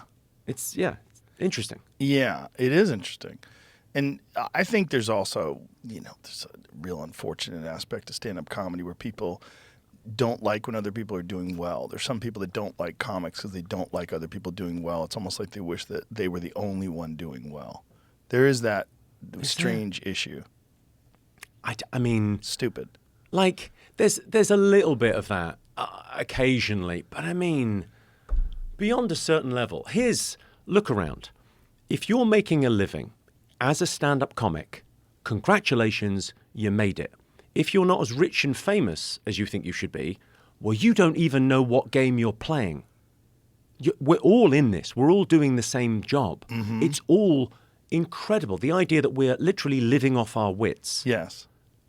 And how few of us there are. I mean, there's no one doing this. That's why I think it's like virgin territory. Yeah. It's like, imagine if there was like 100 musicians that have released an album. That's how many people with like a special that's gone global. Yeah. Maybe 100. Yeah. It might be more, might be 200 or whatever, but Right. it's not many. Not many. You kind of get to be the first in. This is the ground floor. And that thing of when you think about humanity, I read this book recently, David Deutsch, The Beginning of Infinity, and it's like it blew my mind. It was the idea that there's been 100 billion people so far, right? And there's 9 billion people currently, or close to, and there might be trillions in the future. There might be, because we found this meme that is the scientific method, and maybe we could go interplanetary, and maybe humanity could expand beyond this universe even. Maybe we could get somewhere. Maybe physics delivers, and we get to a new place, and there could be generation upon generation upon generation. Well, we're still at the ground level of this thing where people find a voice and find a perspective on things, and it's called stand-up comedy. It's kind of an American medium, and it's new. This is what it must have felt like in the jazz clubs in the 30s. This is... Yeah. How exciting is this life? And you go, and when someone says to me, oh, but that comedian, he's playing a bigger room than me, and he's sold out faster. Yeah. Oh, fuck off. Yeah, fuck off. You can fuck all the way off. You get to do this. Who gets to do this? Yeah, it's so silly. Like, I mean, there's people listening to this podcast with real jobs who are working to live. And God fucking bless them. Yeah. And I hope for them, all of them, and no matter what age they are, that thing of like they get to do something that fulfills them. Yeah. That makes them truly happy. Yeah. And they get to, it's not even do something, to be. It's to be, not to do. Yeah. I think you are a stand-up comic. That's your job. That's your role. And you meet all these other incredible people along the road, and they're so different. And that thing that you're doing is a vehicle for developing your human potential. As you get better at that thing and you understand what it takes, you can apply that to all aspects of your life. Yeah. I wrote like a self-help book based on stand-up comedy. Really? Yeah. Like they paid me to write an autobiography in basically in the lockdown in the UK. We had choices. Our managers all called us and they said, look, you can start a podcast or you can write a book. And I took the gentleman's option. I wrote a book. Good luck with this. Let's see if it works out. I wrote a book, and I wrote like this before and laughter, I called it. And it was like a self-help thing of going, well, what stand-ups taught me? Because it did make me a better person. It's like, yes, if you think about what's the core skill, it's pattern recognition. I'm like, oh, that's strange. I've noticed a pattern there. Yes. Like jokes are very simple patterns. Like the rule of 3 joke is the shortest pattern you could get. And it's all pattern recognition, noticing difference. And it rewards, what does it reward? Or verbal dexterity. I mean, we've both avoided any hard work in our lives through verbal dexterity. Yeah. Fucking terrific. It's amazing. Long may it last. I've never done a day's work. I've done a lot of days' work, which is one of the things that makes me appreciate it. Yeah. It's interesting, that thing. I worked till I was maybe 25, advertising and marketing or whatever. And I do still think it's a very valuable thing. It is, because it makes you realize what you don't want to do. Yeah. I did a lot of construction jobs when I was a kid, and that will wake you up to what real hard work is. You know, Yes. I spent an entire summer building a wheelchair ramp at a Knights of Columbus Hall. So the entire summer I carried cement bags and pressure-treated lumber. And it was in the hot sun in the summer. And I would get out of there and I'd go to the gym at night and I was exhausted. I couldn't train. I was so tired. And I just every day. You'd go to the gym at night after carrying cement bags all Yeah, day. I had to. I was competing still. So I was still fighting. And so I was going. That feels like a training sequence from Rocky 3. Is that the one with the Russian? Well, yeah. He's training in logs. high tech. You've gone back to logs. Yeah. Cement. It wasn't making me stronger. It was making my resolve to not work stronger. It was making me realize, like, there's got to be a better way to make money. I can't do this. Because this was physically exhausting and boring. It wasn't something I enjoyed doing. It was boring. It sucked. You were in the sun all day. And also, I was not good at recognizing that you had to stay hydrated and take vitamins and take care of your body. I was just like eating Subway sandwiches and drinking Coca-Cola. I wasn't, but that's what your 20s is for. Sure, yeah. And no one seems to know that early on. No one seems to No. grasp it. And it doesn't matter how much you tell young people, like, yeah, I'll be fine. Yeah, you have to learn. But those hard jobs made me realize, like, this could be your life if you don't take a chance, if you don't really go for it. But it's that thing if you go... Someone told me this thing recently about the difference between ambition and entitlement.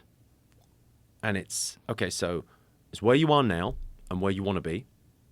And if you want to do something about it, and you're going to do something about it, that's ambition. Mm-hmm. And if you think someone else should, that's entitlement. And giving people agency, high agency people, and giving them like the power to do that is what the whole school system should be set up to do. Yeah, and teaching people the difference between those things and that you are not doing enough. You may think that you're doing enough and that you should be receiving more, but you get what you deserve for the most part.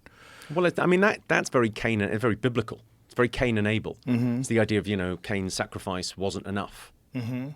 And then he's bitter and resentful of that. Mm-hmm. And that resentment thing is like, there's a great line on resentment. Like if you think, that guy jealous of another comedian doing better, whatever, cry me a river. But that thing of like resentment is you think someone else has ruined your life. And you're right. Someone has. And it's you. Yeah. It's that quote, all criticism is the tragic result of unmet needs.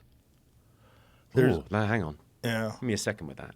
Yeah. It's more complicated than that. The actual quote is longer. Go on. What? That's fantastic. Yeah, but it's perfect. That snippet of it is absolutely perfect because that's what a lot of the reason why most people criticize is because they feel like someone has something they don't deserve, and they wish. Obviously, there's criticism for people that are doing something terrible or doing something badly or just ruining something. Well, I had for sure, but I had this theory about envy and jealousy, and I don't mind which word you use for which, but for me, I would say envy is very good. Jealousy is very bad. So envy, tells you what you want. Like what's the most fundamental question in life? It's what do you want? Right. Because otherwise, no wind is favorable if you don't know what direction you're going in. Yes. So it's that envy. Sometimes you see someone on stage and you go, I want that. I want to be the guy on stage. Yes. Great. Okay, so now we know what we want. We're going to move towards that, and who knows how, but we're going to try. Yes. Okay. Jealousy is when you don't want someone else to have what they've got. Mm-hmm. Right. That's not anything. That's just what you recognize bitter. as bad feeling, and the bad feeling is the jealousy. The bad feeling is you wish you had what that person has. So instead of like looking at the reality of your existence in your life and whether or not you deserve it or whether or not you put the work in, or whether or not you've achieved a level of proficiency that would allow you to get that, you just want it and they have it and you're mad at them because they make you feel bad. It's like dumb guys that wind up hating women because they keep getting rejected. So they associate women with negative feelings and bad feelings because these women reject them. So they decide they hate women. Rather because than the way just becoming becoming someone that someone what would are want to women be looking attracted for? to. Yeah. Yeah, someone who was worth being around. Someone Yeah. who's someone would want to have a relationship with. Yes, I mean, kind and caring. Yeah. It's a weird thing. Women are looking for kind and caring men, and men are looking for people with big tits. But that's because all women are kind and caring. Or the vast majority of women are kind and caring. Much more than men, So yeah. we don't need to have that as our primary, okay, let's look for that. It's like, Yeah. people talk about toxic masculinity, but it's an easy fix, isn't it? Yeah, and then there's Be a mensch, be a gentleman. Yes. Done. You'll do very well. And then there's also this thing where you can kind of bypass that if you're extraordinarily successful. Like if you're a billionaire, that people will just seek you out. And they'll even accept a certain amount of personality flaws and physical flaws because you just have this extraordinary wealth. So there's people Yeah, I that just suppose. go in that direction. They just try to achieve this like undeniable material success. Yeah, I don't know where that I mean, billionaires do seem to be giving away their money. Left and right. The number one reason why tells you women get something. rich is divorce. But I mean, there's that. But I mean, but actively, the altruistic thing of like they're giving away their money, they're trying to Oh, I see. do something. Yeah. But the idea they're giving away their money, and you go, well, that's interesting. Like, what matters?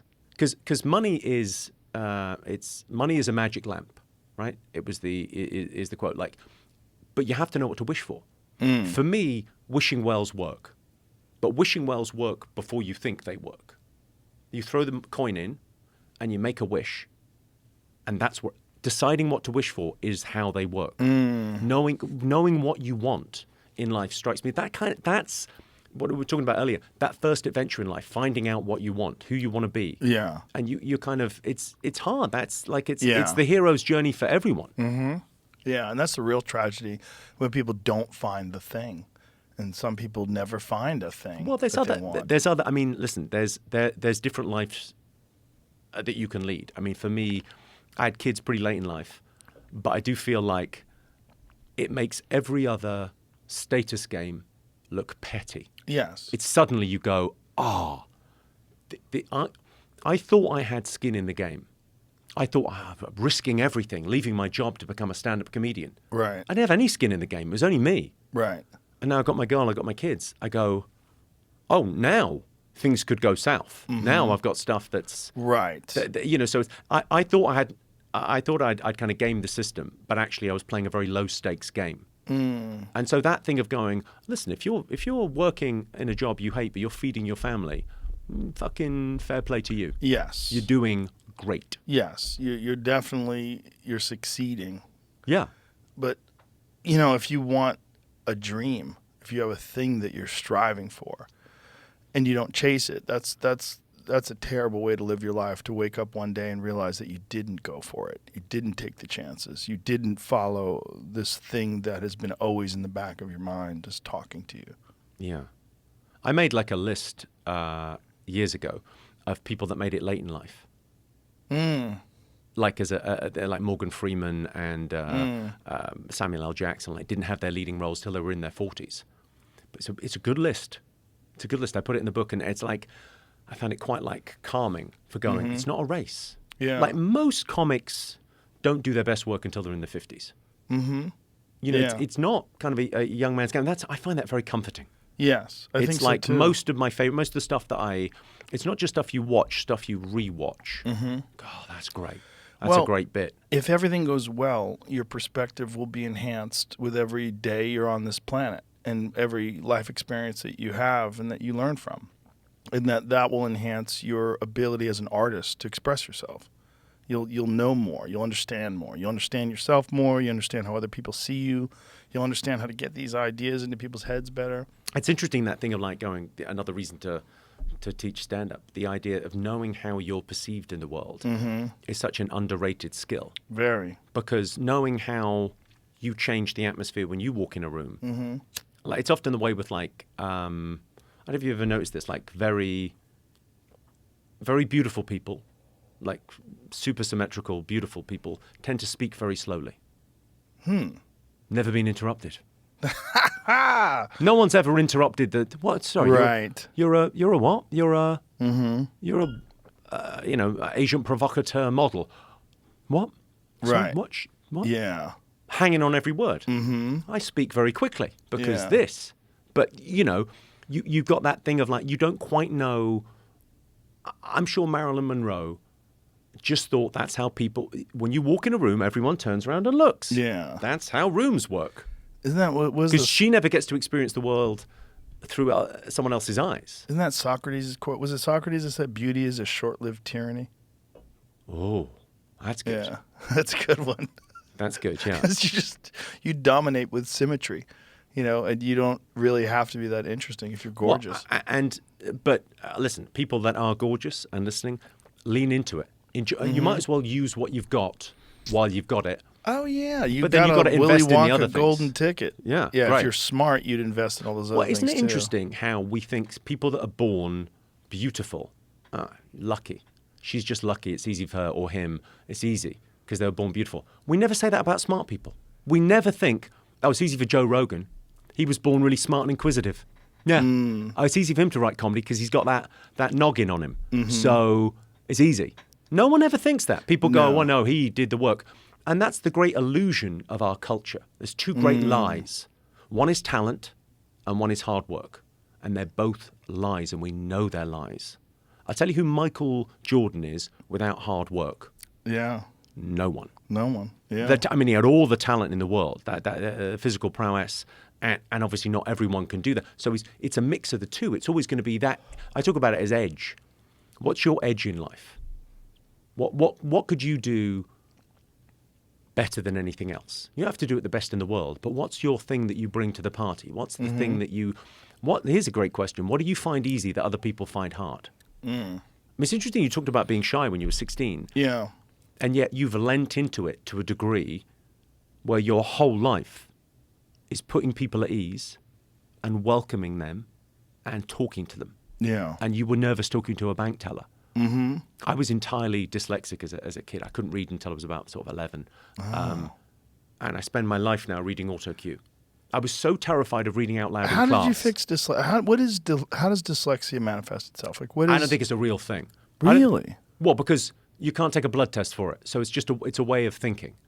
So what did So- you see when you said you couldn't read until you were 11? Like, what did you see? When I write, so people, I think when you write, when most people write, they sort of just write the word. I need to think of every letter in the word as I write. And so as I read individual words. So I'm quite, I read pretty slowly even now, like compared to, I don't know what my reading age is, but it's definitely not commensurate with where I should be.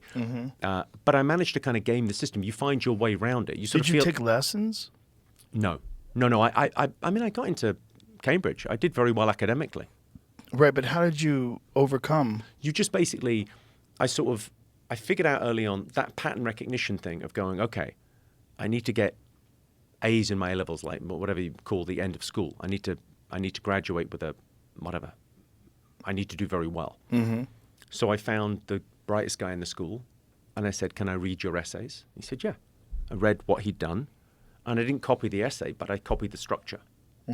And so I kind of learned to go, okay, well, in academia, what do you need to do to kind of game the system? And how can I get round it? And it's just that thing you go, well, you have to, I think there's a fair bit of acceptance in it. You have to go, well, my mind works a bit differently to other people's. I'm not as gifted in that, so it's going to take me longer to read something. What do they say? When they say what is dyslexia? Like technically, like when they give you a definition of it, like what's the root cause? Like Google dyslexia. I'm looking all over. I would Google it, but I wouldn't be able to spell it. I often get a thing like with spell check on my computer. It will just go, Right. What are you trying to say? I don't even know what you're shooting for there. Right. Give me a clue. Put it in a sentence. Isn't like that it's a beautiful no idea. thing though that you do get that little red squiggly line under your words? Like, I mean, oh, thank goodness. I say I wrote a book. I co-wrote a book. Yeah, with Microsoft spell check. Word. Yeah. Yeah. Without spell check, it's not anything. What the hell is this? Yeah, for sure. But There's it's oftentimes where when I'm typing a text out. learning disability. Yeah, I was in like special ed till I was all the way through sort of primary school. It happens because of disruptions in how your brain processes writing so you can understand it. Most people learn they have dyslexia during childhood, and it's typically a lifelong issue. This form of dyslexia is also known as developmental dyslexia. Dyslexia falls under the umbrella of specific learning disorder. This disorder has 3 main subtypes: reading, dyslexia, writing, dysgraphia, and math, dyscalculia. Yeah. So, I mean, I think it's one of those things where I don't think that's helpful. For me, I don't think it's helpful to I don't think the label ever helped me. I remember getting like properly diagnosed at university just so I could get a free laptop. And they would give you an extra half an hour in the exam. Ah. But like, my written word isn't, I'm not great at cursive.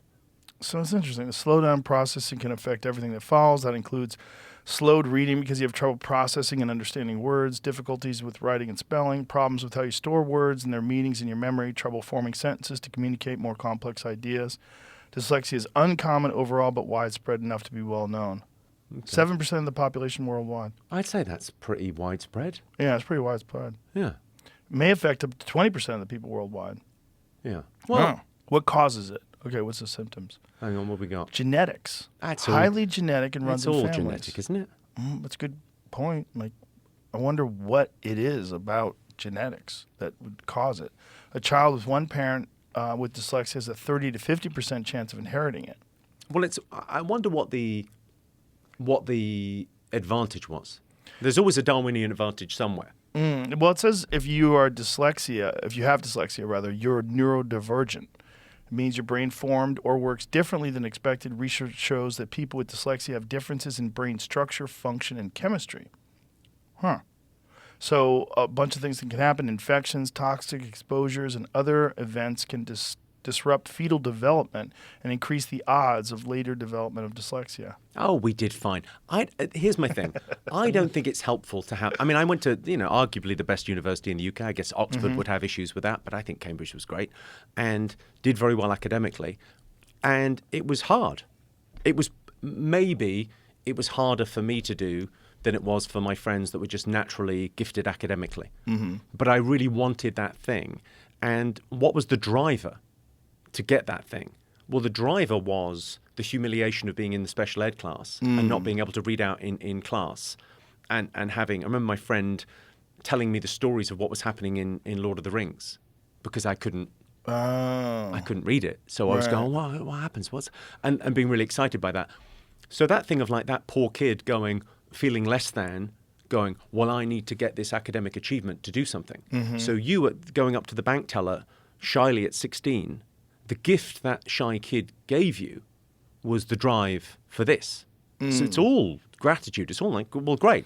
What are you motivated by? Not everyone's motivated towards something. Sometimes it's just away from something. So if you grew up and you weren't wealthy as a kid, I mean, it was great for us because it was pre-internet.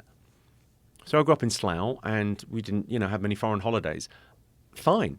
Didn't matter. My mother was fantastic and it was a great childhood. And I didn't have to look at everyone else's childhood on my phone.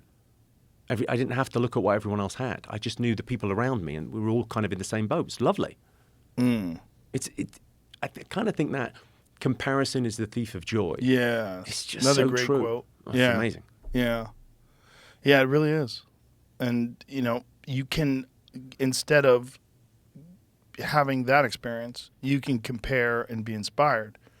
And that's just a switch that you have to make in your mind. And that's the difference between being jealous and envious, right? If you're envious, you can use that as fuel. Disposition is more important than position. If you keep going back to kind of gratitude, like, okay, we're fine. It's you can kind of do anything. Yes. Because it's quite empowering as well. That thing of like, it's just a happy mood to be in.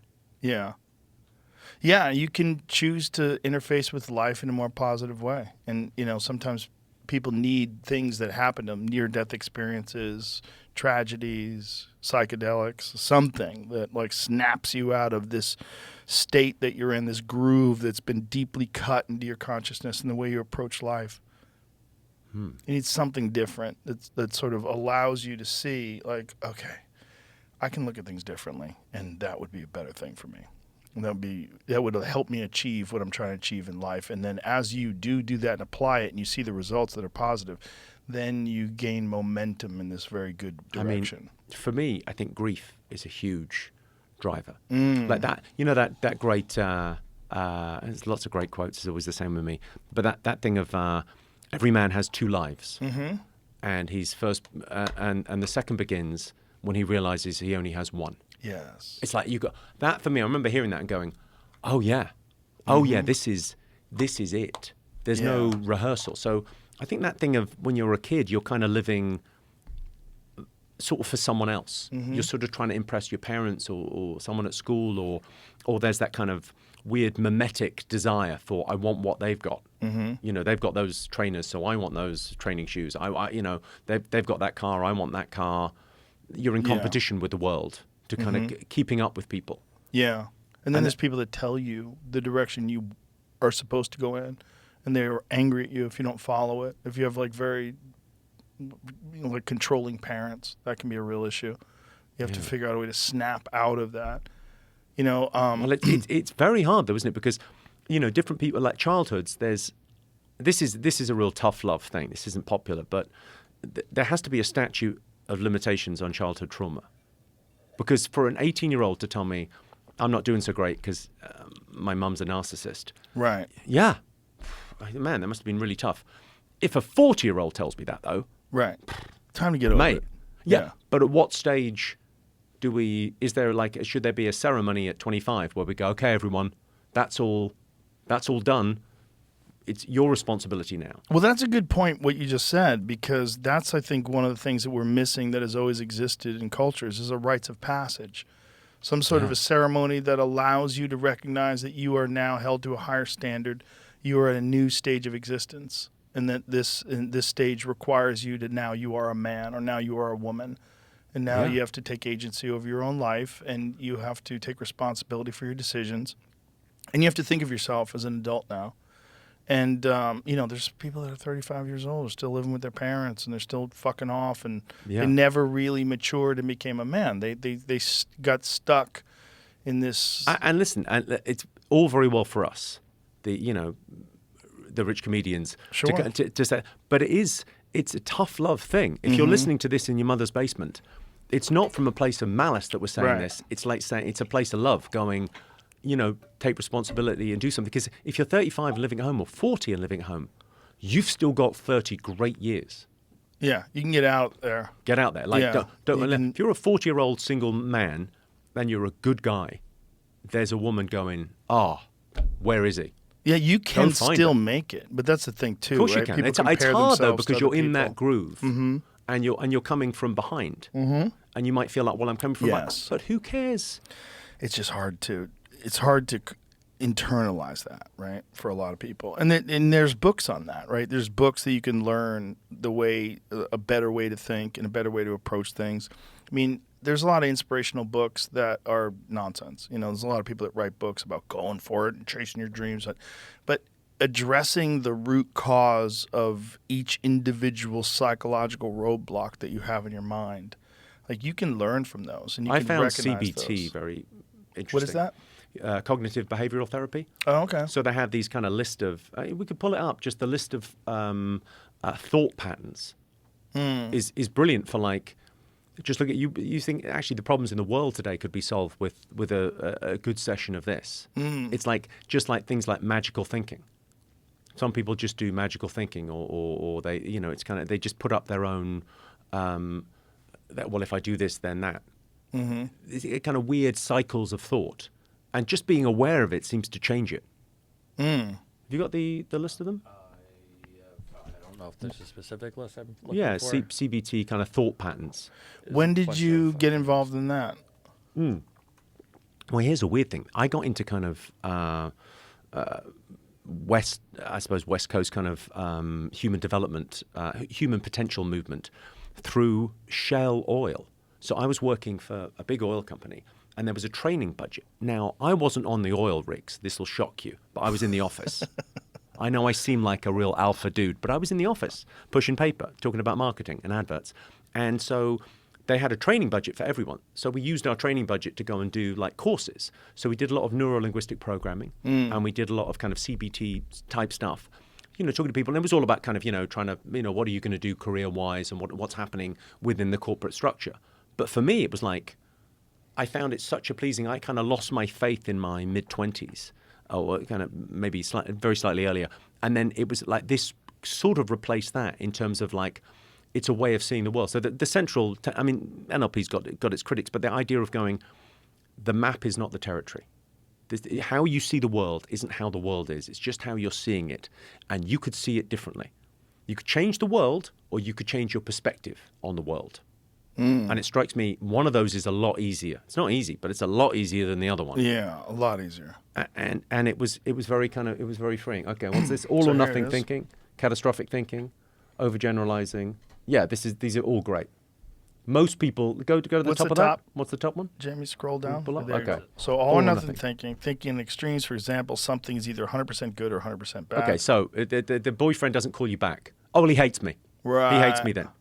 Okay, Right. it's over. Catastrophizing follows that. Jumping to the worst catastrophizing, possible conclusion. Yeah. So I mean, stand-up comics that we know. It's the all or nothing thinking. It's Yeah. my career's in the toilet. I'm useless when you've had a bad show. Seeing a pattern based on a single event, overgeneralizing, mental filter, only paying attention to certain types of evidence. That doesn't count. Like Yes. in quotes.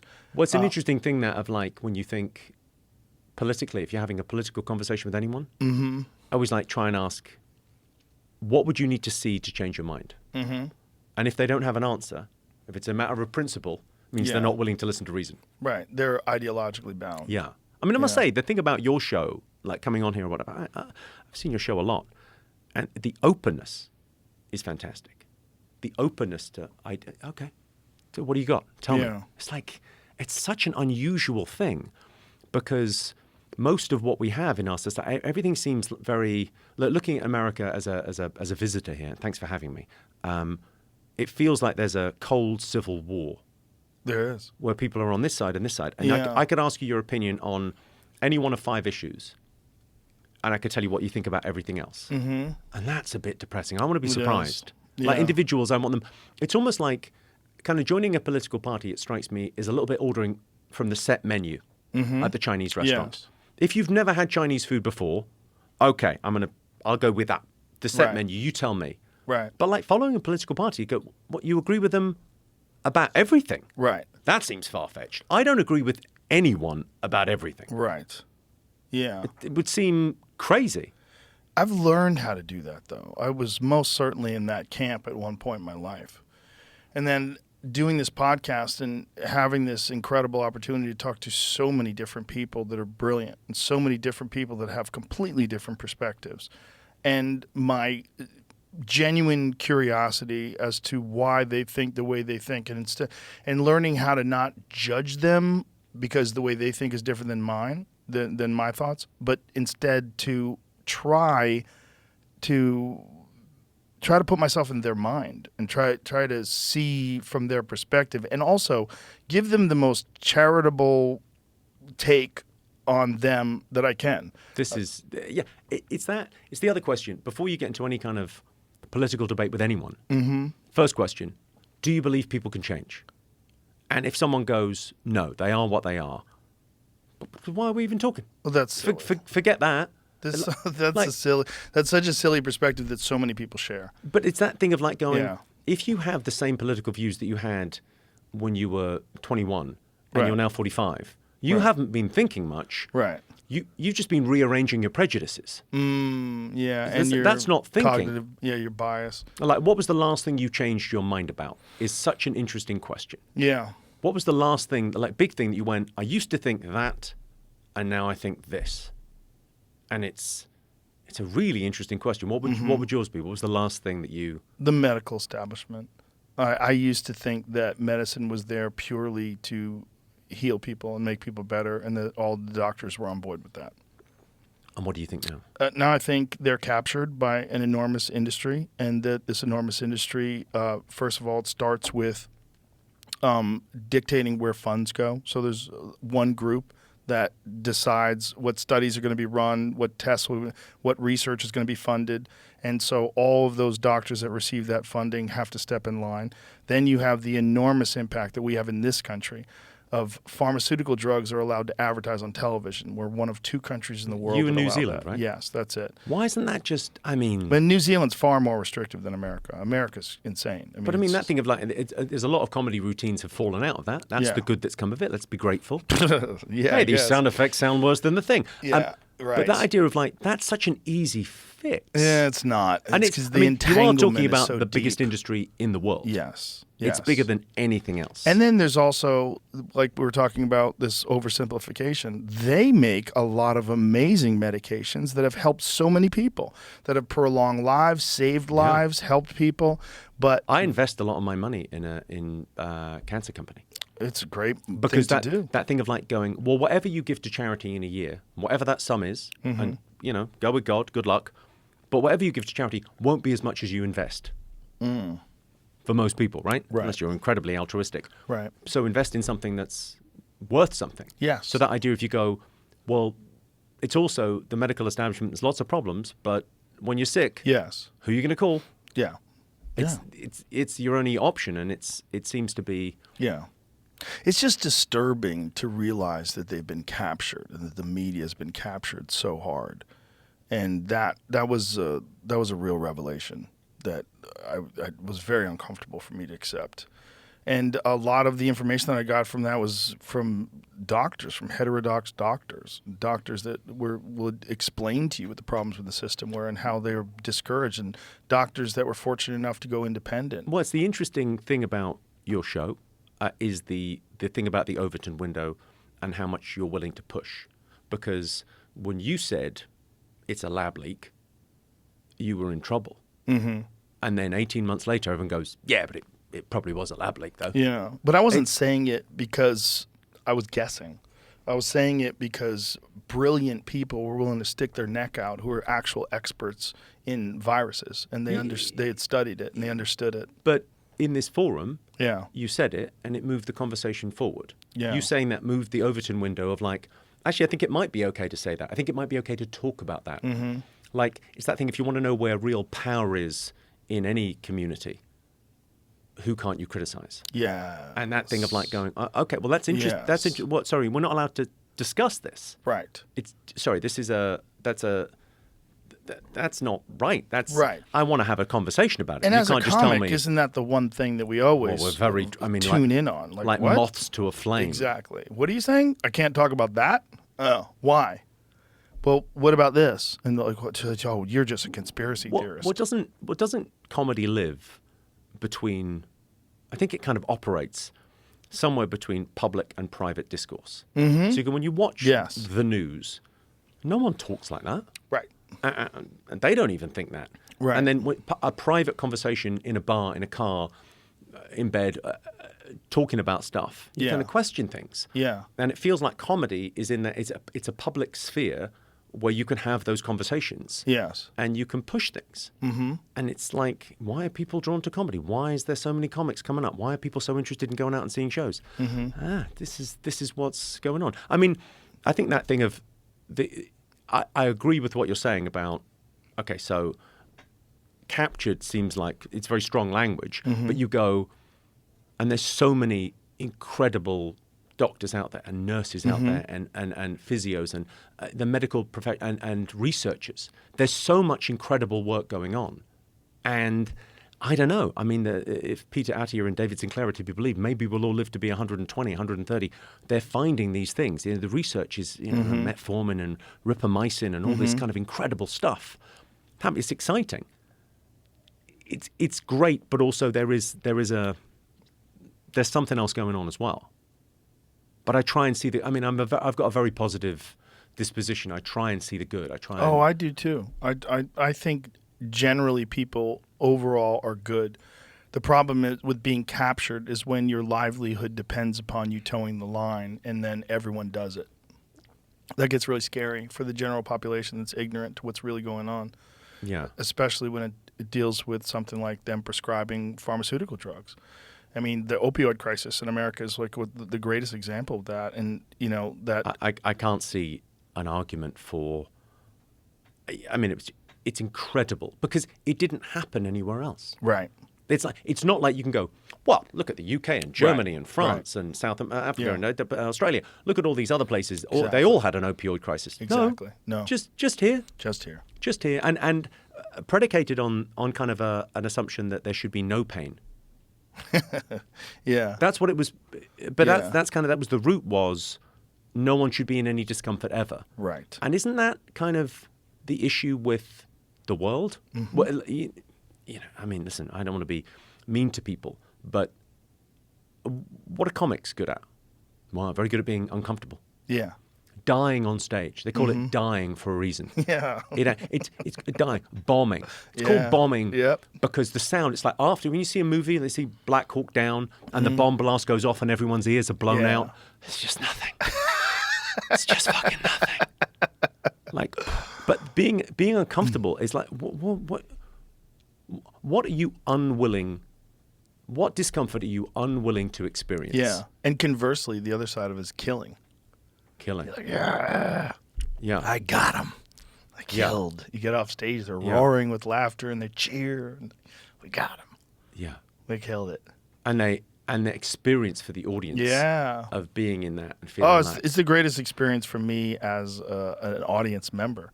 To this day, the thing that I love the most is being in the audience when someone is just fucking, whether it's music or comedy. It's the same thing for me. It's just this beautiful experience of someone just in there. I went to see Post Malone recently in Houston, and it was a fucking incredible show. God damn, it was good. It was so good. So much energy, and the lights and the sound and his passion for it, and the crowd loved him. And I left there, I felt like I was a better person. I left there, I was like, God, I just got elevated. I find if you see a great band live, I saw the Killers recently. I went to see them in Edinburgh. They're here real soon. Oh, I Yeah. love those guys. Ronnie Yeah, and Brandon are the amazing. best.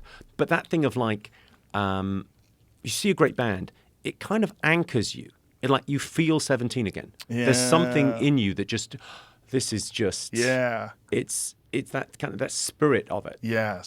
It's. I mean, I suppose the great thing about music, it's non-verbal communication. We don't really Yeah. sort of think of it as such, but it just cuts to that thing of, here's an interesting thing, right? So we want old music, new movies, and it's primitive mind, higher mind. So the primitive mind wants to do things again and again, eating, fucking, listening to the Yeah. same song. Yeah. You want to do these things again and again and again and again and again.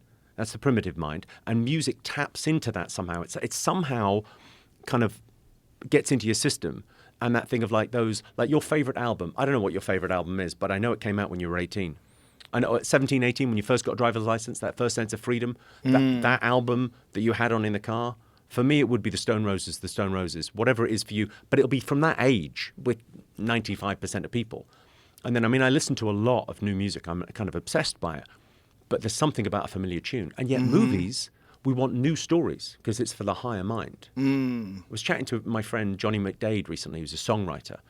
And we're chatting about story songs because he's got this idea to write songs with stories, to kind of connect, try and connect the two. Yeah. It's an interesting concept. Well, that is one of the reasons why country music, new country music in this country is taken connecting. off. Yeah, because it's stories. Yeah. Like they're almost all the songs are about someone's life and some story in their life or some passage in their life or some moment where everything changed. Yeah. It's interesting. It's like country is, it's kind of, it's rock and roll without the irony. It's really interesting. It like, hasn't got that, it's very emotionally raw.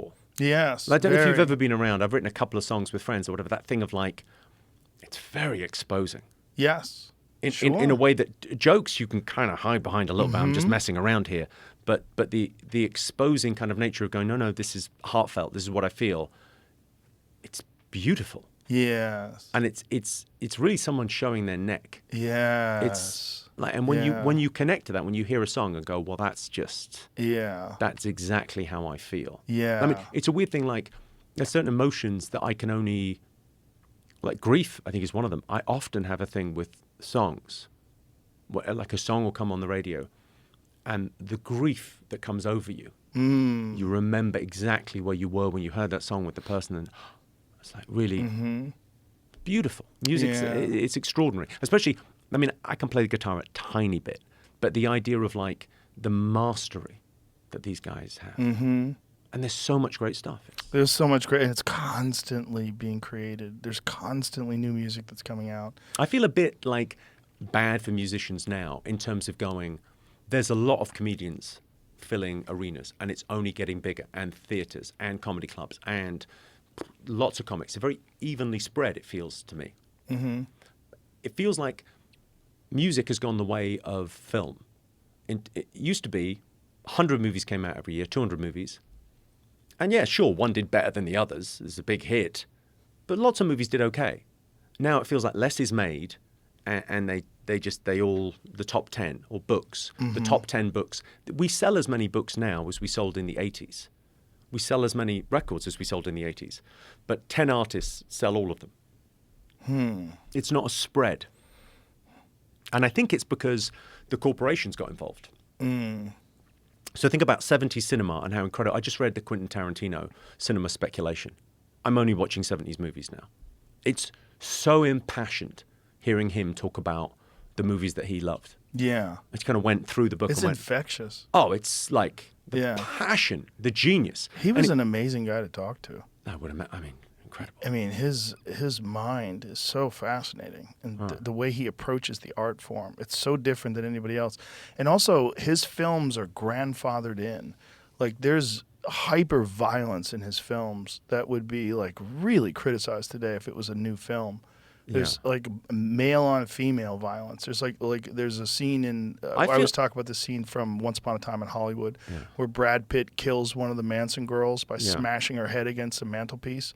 And it's like, Jesus Christ, it's so wild. Yeah. But I mean, that movie was incredible. Incredible. All of his because films. The he doesn't whole have movie, a bad movie. I don't know if that movie is the same for people that didn't know the story, because I was so tense watching the movie going, oh, I know what's going to happen. Oh, my God, I can't believe it.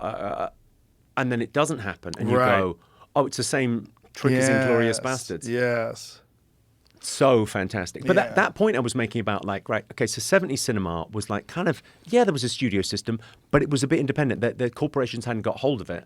And then in the 80s, it became packaged and... The algorithm hadn't been created yet, where they had a formula. Well, there's great cinema being made. There's wonderful movies and filmmakers out there telling proper stories. But a lot of movies now, the big ones, are children's movies. Yeah. Anything with a good guy and a bad guy and no nuance... in this country, the biggest movies are superhero films. And they're great. And they're really enjoyable. Great. They're enjoyable. But it's but it's not One Flew Over the Cuckoo's Nest. Right. It's not Taxi Driver. I didn't realize until Milos Forman died. I read the obituary of Milos Forman, and I had to watch One Flew Over the Cuckoo's Nest again. I went, oh, it's about capitalism and communism. Brilliant. I didn't get it.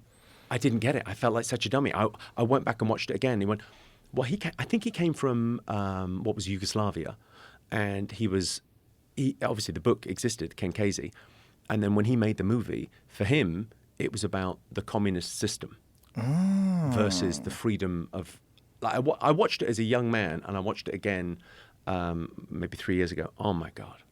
That movie is... It's a phenomenal movie. I need to watch it again. I haven't watched it in decades. That thing of like, if you keep kind of communism, capitalism kind of in your head of like, what's the subtext of this? It's just... Well, I got some time this weekend. I'll watch it again. Oh, it's really rewarding. There's a few of those films that I really need to go back and watch again. And I said Taxi Driver because that's another one that I've been really thinking about watching again. There's a few of those old films, Well, you know this theory on Lindy Books? You ever heard that theory? I know that term, but I forgot what it means. Okay, so it's the idea like the lifespan of something is the life. So most of what is consumed in our world on phones, most of what people are looking at was produced in the last 24 hours and will be gone in 24 hours. No one ever says this. No one ever goes, oh, you got to see this TikTok from 2 years ago. It's my favorite. It's never been said. No one's had that conversation. Right. So it's all disposable. What stood the test of time? So it's the books is the first thing, right? So you go, well, these books are great books, and they've been around for 100 years, or they've, George Orwell or Dostoevsky or those great books. Why have they stood the test of time? Some Margaret Atwood, whatever it is, whatever the great book that you enjoy. Why is that stood the test of time? That's worth reading. That's worth giving your time to. What's the record that's been around and people still talk about now? What's the thing that you could listen to that you go, oh, this is really gonna be brilliant. I know this is good. And I kind of find that an interesting idea with like cinema. We're all so drawn to the new all the time that we never go back and go, well, what are the greats? Yeah. And especially for like in our industry, in comedy or whatever, we are, and we, shout out to Dick Gregory, but like going back and watching the people that invented what we do. And like, I find that the frequency has changed in comedy. Like the laughs per minute has just increased. You watch stuff from the 70s and 80s, it's not quite the frequency. And I think it's that thing of the comedians were working with an audience that hadn't seen this before. It's the audience that have come with us. Yes. Those comics, Richard Pryor's as good as anyone working today, but his gags per minute was led by, he's waiting for the audience to catch up to the ideas. Yeah. Yes. Yeah. I think people are very educated about comedy now. One of the beautiful things about this club is that I see that a lot of these people are really hardcore comedy fans. I met guys on the plane out. I met some guys in the airport lounge who were flying out from Newcastle in the north of England to come to the club tonight. Yeah. And that was their holiday. They say, I'm going to Austin, Texas to go to Joe Rogan's club. Because they asked me what I was doing. I said, I'm going out to do Joe Rogan. And they went, we're going to the club as well. What night are you going? I went, well, I'm doing the podcast. I'm a fucking big deal. Yeah, it's become comedy tourism here. It's really nice. Yeah. It's nice, too, because I don't have to travel. I've been able to do a lot of shows and just people come to us. Rereading books, watching old movies. I don't think you can see the same movie twice. Right. It's like you can't stand in the same river twice. Mm-hmm. Different river, different man. Right. People think different river. It's a different man. Yes. Like if you saw One Flew Over the Cuckoo's Nest 20 years ago and you rewatch it, you go, well, this is just phenomenal. And really, what do you remember?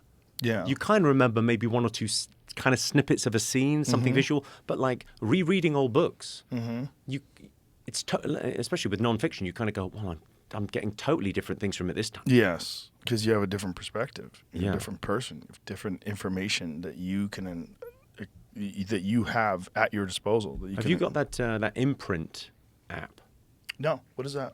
It's like it does visuals on books. So if you've read a nonfiction book like Black Swan, it does it's like the I don't know what you would call it here, like the short version, the York Notes we would call it in the UK. Yeah, Cliff Notes. Cliff Notes on the book. Fantastic for things that you've read years ago, and you kind of go, oh yeah, no, I remember that, and it's all the kind of salient points from the book. It's really interesting to kind of re-look at stuff, but it's also great for looking at stuff and going, I don't need to read that. Some self-help stuff, nah, that's nothing. And then some of them you kind of look at it and go, oh, I think I should read that. That feels like it'd be my thing. It's great, like quick check. Yeah. I love those things. Like Blinkist I love as well. That kind of just when they do this is what the book is, but go and read it if you, Yeah. at the end you can click and buy it. Whatever, it's great. And sometimes it's good to read something like that after you've read it. It just sort of refresh those ideas in your head. Because it's acquiring information is one thing, but retaining information is another. Well, here's what no one talks about. People are obsessed by diet, right? Because everyone wants to get more trim or better shape or fitter or whatever. You think about what you put in your body. And then you say, well, I watched 8 hours of Love Island and Married at First Sight. Well, that's McDonald's and Subway. Yes. That's not, I mean, great. Once in a while. Yeah. Come on. Once Delicious. in a while, have a treat McDonald's yourself. burger. Great. Oh, yeah. Once in a while, watch 90 Day Fiancé. Yes, once in a while. Yeah. But what's your regular diet? What's the thing you're putting in your body? Yes. So this show for a lot of people is food. Food for thought, literally. And for me as well. But you go, well, that thing about going, well, what else? What are you reading? What are you taking in? Are you just watching the same stuff again? That thing of like listening to new music, I think, is like, because it does open up a different pathway. Yes.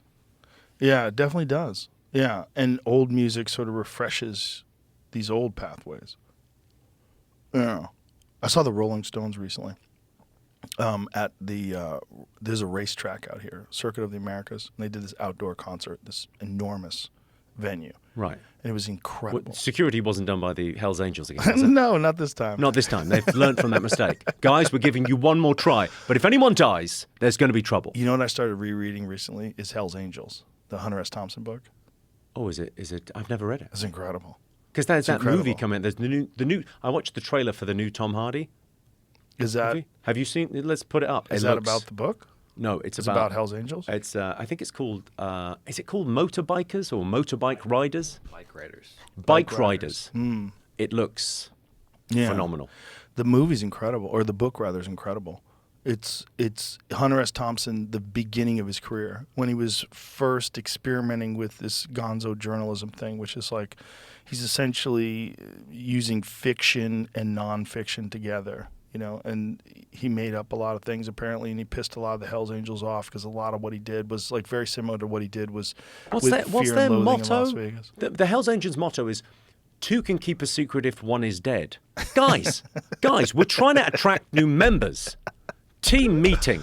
Well, he also goes into the roots of what like how they got established, and it's a lot of people that were disenfranchised from the Vietnam War. Yeah. They were just shell shocked and PTSD broken, and- yeah, it's and a- they couldn't fit in with society anymore. And then they found this wild group of people that also couldn't fit in with society, and they found a brotherhood, much like the brotherhood that they had in the military. I met a guy when I was doing a gig in, I'm just trying to think where it was.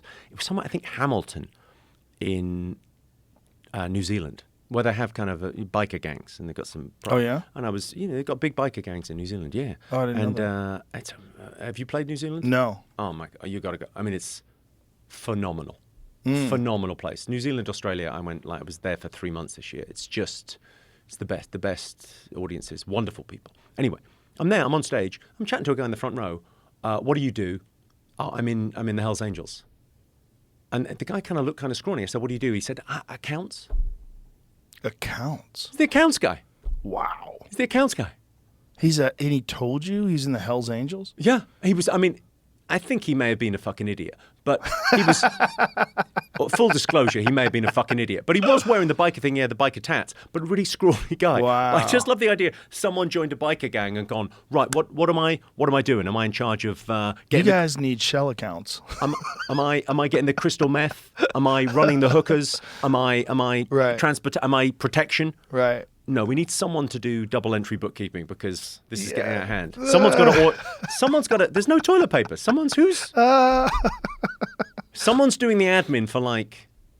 That's it's a weird pretty- thing of guys. Someone's doing that for the Hells Angels. I guess. You have to, otherwise it'll fall apart. Office admin. Yeah. Wild. Yeah. Yeah.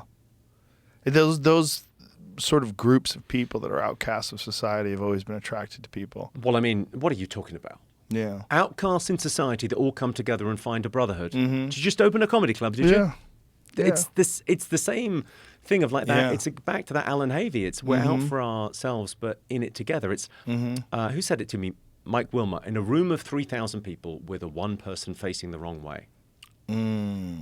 Right. That's a lovely. That's a great way to put it. I think comics are people that could fit in, but chose not to. Most comedians I know, you go, well, at high school, I was in like 4 different groups, or university at 4 different friendship groups, and kind of kept them kind of separate from each other. I don't know why, but I was kind of attracted to that kind of having my own stuff. I always think like the question for comedians, if I meet a comic I don't know, you want to get to know them, I always go, which one of your parents was sick? Interesting. I hit the bullseye 90% of the time. Because for most comics, someone was sick, physically or mentally sick, and you had to make it okay. You had to have the ability to change the mood in the household. Yeah. To make things okay. To be funny. To be just that thing of like, well, Breaking the tension. what's being funny? What are we doing? It's funniness has a root in our evolution that people don't. Laughter's 1,000,000 years older than language. It's a different part of the throat that you laugh with. I mean, my weird, I've got a weird laugh. I laugh on an in, not an out. But even regular laughs, it's 1,000,000 years older than language. And really, if you talk to Robin Dunbar, I did a documentary with him, who's the guy that came up with the Dunbar number, of like how many friends can you have? Because he talked about it a lot on social media. So silverback gorillas can have about 60 in a pod, I think it's called a pod of gorillas, So silverback gorillas can have about 60 in the group, and they groom each other. And then it gets to 65, and there's 5 guys going, I don't even fucking know that guy. Start our own pod. And they start their own pod. Now, that doesn't sound very interesting, but human beings, because we had laughter, it was remote grooming. So we could have bigger pods. We could have 150 people in our little groups. And 150 people allows specialization. And specialization allows civilization. So it's an incredibly important thing. And really, when you think about what most laughter is, it's this thing where you go, I'm not a threat. Everything's all right. We're all fine here. We're all good. We all get it. Like other animals, when we show our teeth, it's trouble. And we do it to show it's okay. Right. It's in the spirit of play. That is fascinating, the teeth thing, right? Yeah. How wild is that? That we are so far removed from using our teeth as weapons that when we show our teeth, it's like, it's fun. But it's also, it's in the spirit of play. Yes. Because it's the same as like, well, tickling is if you tickle someone in the street, try it. They're not going to laugh. A Right. random stranger in the street, try and tickle them. It has to be playful. Both people have to be Right. involved. Yeah. Like a little play fight. Yeah. It's testing the boundaries of what's okay. Yeah. And laughter does the same thing. Laughter's like, I think that thing about what it does, it rewards pattern recognition, verbal dexterity, and it allows us to get on in bigger groups. The importance can't be overstated. And you unite people in some strange way. People with completely different opinions about things. It's one of the things that I've said that's amazing about comedy as well, is that you can go on stage and have an opinion, and I can be in the audience and I have a completely different opinion. I don't agree with you at all. I'm like, I don't agree with this guy. But if you go on stage with an opinion, you make me laugh, you have somehow or another, you've injected that idea into my mind, and now I have to consider how the irony and how the comedic value of your expressing that opinion is affecting me. Unfortunately, you're not the first guy to notice this. Yeah. So, I mean, Hitler knew it, and that's why Cabaret is such a great piece, because those clubs, those cabaret clubs in Germany, and if you laugh with someone, it's like. How did Hitler use that? He shut down the clubs. He shut down all that. Have you never seen Cabaret? No. Oh, you've got to see Cabaret. So these incredible German clubs. What year is that from? Well, Cabaret, like the movies, Liza Minnelli, 72 maybe. And But that's what it's the musical about? run. Yeah. So these clubs, it's like the end of it is like the heartbreaker. I'm kind of ruining the ending, but it's these clubs in Germany in the 30s of like these incredible, full of life, magical people, and lots of Jewish people in those cabaret clubs, telling jokes and being funny and whatever. And the Nazis realized, well, if you laugh with those people, you can't hate those people. Oh. If you laugh with someone, like, what's that great phrase? Like, anti-Semitism cannot survive a Shabbat dinner. Huh. It can't. Like, if you've got Jewish friends and you laugh with them, what are you talking about, anti-Semitism? Right. But if you can make them seem like other, then it's very dangerous. So that thing of going, the nailing the landing of I remember seeing one Alan Cummings doing Cabaret in London, and these people that you've seen singing and dancing and living their lives, and then at the end of the show, they're in pajamas and the snow falls, and you realize they all got wiped out. It's like, oh. Wow. What's really horrific about human beings is how recent that was, and how we have sort of dismissed that as an artifact of time, and that it's not possible today. But it's very scary. I think people give themselves, listen, not everyone, but people sort of think, well, if slavery was going on today, I'd fight it. Mm-hmm. And if Hitler was around today, I'd fight it. Mm-hmm. And you go, but he is. And there is. There's 40 million slaves currently in the world. Yeah. More slaves during the world in the world right now than during 1865 when they abolished slavery in America. Horrific. And you look at North Korea. Mm-hmm. If you want to see, that's the best example.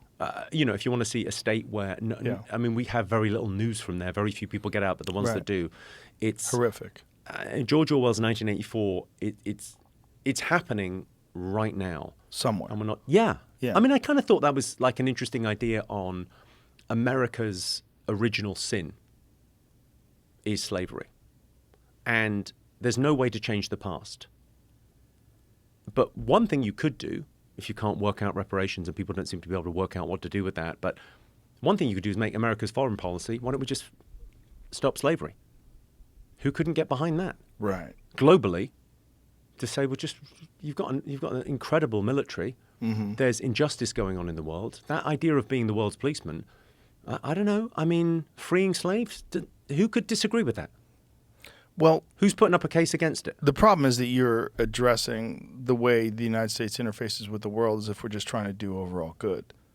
That's not really what happens with this whole empire building thing. It's what's really going on is controlling resources and coming up with some reason that you have to intervene in order to acquire these resources or control these resources or protect your resources. I think it's, you know what I think that is? Short money. Mm-hmm. Short money, because what's a resource? There's things that are resources now that won't be in 20 years. You know what the biggest industry in the world was in 1903? Beavers. Very close. I'll give you I'll pass you, I'll give you a C. Whaling was the biggest industry in the world in 1903, and whaling disappeared overnight. Like in a year and a half, it was gone. Those towns were just emptied because the whale oil wasn't required anymore. Because suddenly we discovered petrochemicals. Electricity, too. Petrochemicals was really the thing. Yeah, the whale oil, electricity, Edison, all of that stuff for Tesla. Mm-hmm. It's really interesting how that industry just fell away. It's like the story of horse manure in New York City. You know this? No. So horse manure, you know why the brownstones have got steps up to the front door? You ever wondered about that? Why is the ground floor not on the ground floor? Why is it up steps? Why? Horse shit. Really? There was horse shit everywhere. They've always got those metal scrapers by the side. To get the horse shit off. You know the old movies, they always talk about smelling salts. There's a lot of references to smelling salts. Yeah, the smell was horrific. If a horse died in the street, you had to wait for it to atrophy to cut it up and take it away. New York was the sound. Cobbled streets, metal wheels on the carts. Horses everywhere. So they made a law to say, right, horses, we're going to put a tax on them. Didn't change anything. Made another law the next year. We're doubling the taxes. Right, we're going to do a thing with, we're going to say if you have a horse, then you have to do this, you have to do that, whatever it was. It kept on. And what stopped it? Henry Ford. Cars came along, all gone. There's 5 of them left in Central Park. Right. All gone in no time. Whaling disappeared over the night. That thing of like, what's a resource now? America trying to get resources overseas. I mean, I don't want to sound like a Boy Scout, but I think freeing slaves would be a much better thing to do than trying to get control of an oil field somewhere where you go, that's not going to be a resource in 10 years' time. Yeah, the problem is it's a resource now, and it's a phenomenal one in terms of the amount of money that you could acquire. But I mean, cobalt wasn't a resource Right. 20 years ago. Right. And now we really need cobalt. And suddenly, I mean, the things that are happening to get it are just horrific. Yeah. I had Siddharth Carr on the podcast. He's a journalist that went to the Congo to document this and brought back video footage. The Democratic Republic of Congo? Mm-hmm. Any country with democratic in the name, that's a fucking red flag, isn't it? That's a red flag. If they go, hey, we're democratic. Are you, though? Yeah. Are you? Yeah. It's hell on earth out there. Mm-hmm. It's happening right now. I think that thing of like people saying, well, I would go and make a difference. Well, there's stuff going on now if you want to get involved. Well, what's so ironic is that it's one of the most horrific conditions that human beings are imposed upon human beings, but yet it is required in order for you to have a cell phone and complain about the injustices of the world. Every single person that has one of these things, you have in it minerals that were carved out of the ground by people living in the most insane conditions. Child labor, slavery. I mean, slavery, and not just that, like people with babies on their back that are breathing in this cobalt dust, horrific health consequences, everything, all the above. Abject poverty, no electricity. I mean, here's like the big thing in the. I mean, again, gratitude. Go back to gratitude. We don't live there. Anyone listening to a podcast is, we're doing great. What can we do about it? I don't know. I mean, this is part of the anxiety of the modern world because we're surrounded by problems, told about problems that we have no agency there. Yeah. We can't sort of do anything. but I don't know. I mean, it's what's going to be the next resource? Because environmentalism is clearly their right. Yeah. This fossil fuels, it needs to stop. But we've already got the downside volatility from splitting the atom. We've already got all the weapons. We could already destroy the world. We've got all of that. Why are we not building? And the tests have been done, right? There's nuclear submarines. Mm-hmm. You know what the range is on a nuclear submarine? Yeah, it's insane. It's unlimited. It's unlimited. They can go forever. Yeah. I mean, it's crazy. Why isn't every town powered by one of those? Yes. Well, people have this bad taste in their mouth because of the few disasters that have existed when nuclear power was not. Fukushima, right? Yeah. What's the death toll on Fukushima? It's very low. Oh, but no, I but think the toxic I think it pollution might be nothing. I think it's one person. But the toxic environmental effect of them not being able to shut down that reactor is pretty devastating. Yeah, I tell you what it's not as devastating as. Fossil fuels. Mm-hmm. So it's as opposed to what is always the Right, question. burning coal. Right. Yeah. So burning coal, endlessly burning coal. Yeah. And anyone that says the environmental problem can be fixed by us cutting back is living in a dream world. Right. Because you go, well, you can't deny, like, that we owe a debt to future generations. And we owe a debt to people that are in different geographies to us. Mm-hmm. Like, there's no way you can say with good conscience, well, you need to cut back China and India. I mean, most people in the world, a third of the world don't have flushing toilets. Right. Like, they're living in poverty. Mm-hmm. So the idea that they won't need energy Right. is insane. Insane. And we've nailed the technology, and we just never. We got nervous. But it's around worse it. than that. Germany shut down their nuclear power plants. I mean, people have shut them down because there's this negative connotation. There's this negative association that people have with nuclear. Well, I mean, I don't know about. I'm not an expert, but Fukushima, I think, was a 40-year-old technology. Yes. There is new tech Yes. in that now. Yes. Oh, I yeah. mean, I can't understand why, like the big oil companies, why isn't someone, like, instead of just going, you've got to, every time there's an oil spill, you've got to clean up the seabirds better, or, you know, the Gulf of Mexico disaster was horrific, what happened. Mm-hmm. You go, why don't you just say you've got to invest half of your profits in nuclear? Take it private. Private seems to get things done quicker than governments. Yeah. The real problem is there's still an insane amount of money to be made from fossil fuels. You know, that there's a desire for it and there's a market for it. And people are already making money doing it. I don't know, though. But, okay, so if you want ants, put down sugar. Mm-hmm. The incentives need to be there. So let's put down some... BP could be the next traditional oil major to invest in the quickly evolving nuclear fusion sector. I mean... Join a list of companies including Chevron, Eni, and... But that happened after I said it, right? Yeah, well, May 19th. I said... So what? A few months ago. Change the date. Jesus.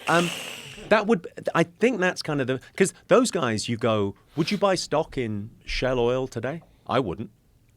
Because if you're buying stocks and you said, look, I'm going to leave my kids a bunch of stocks and shares, what do I think is going to be there in 30 years' time? Yeah.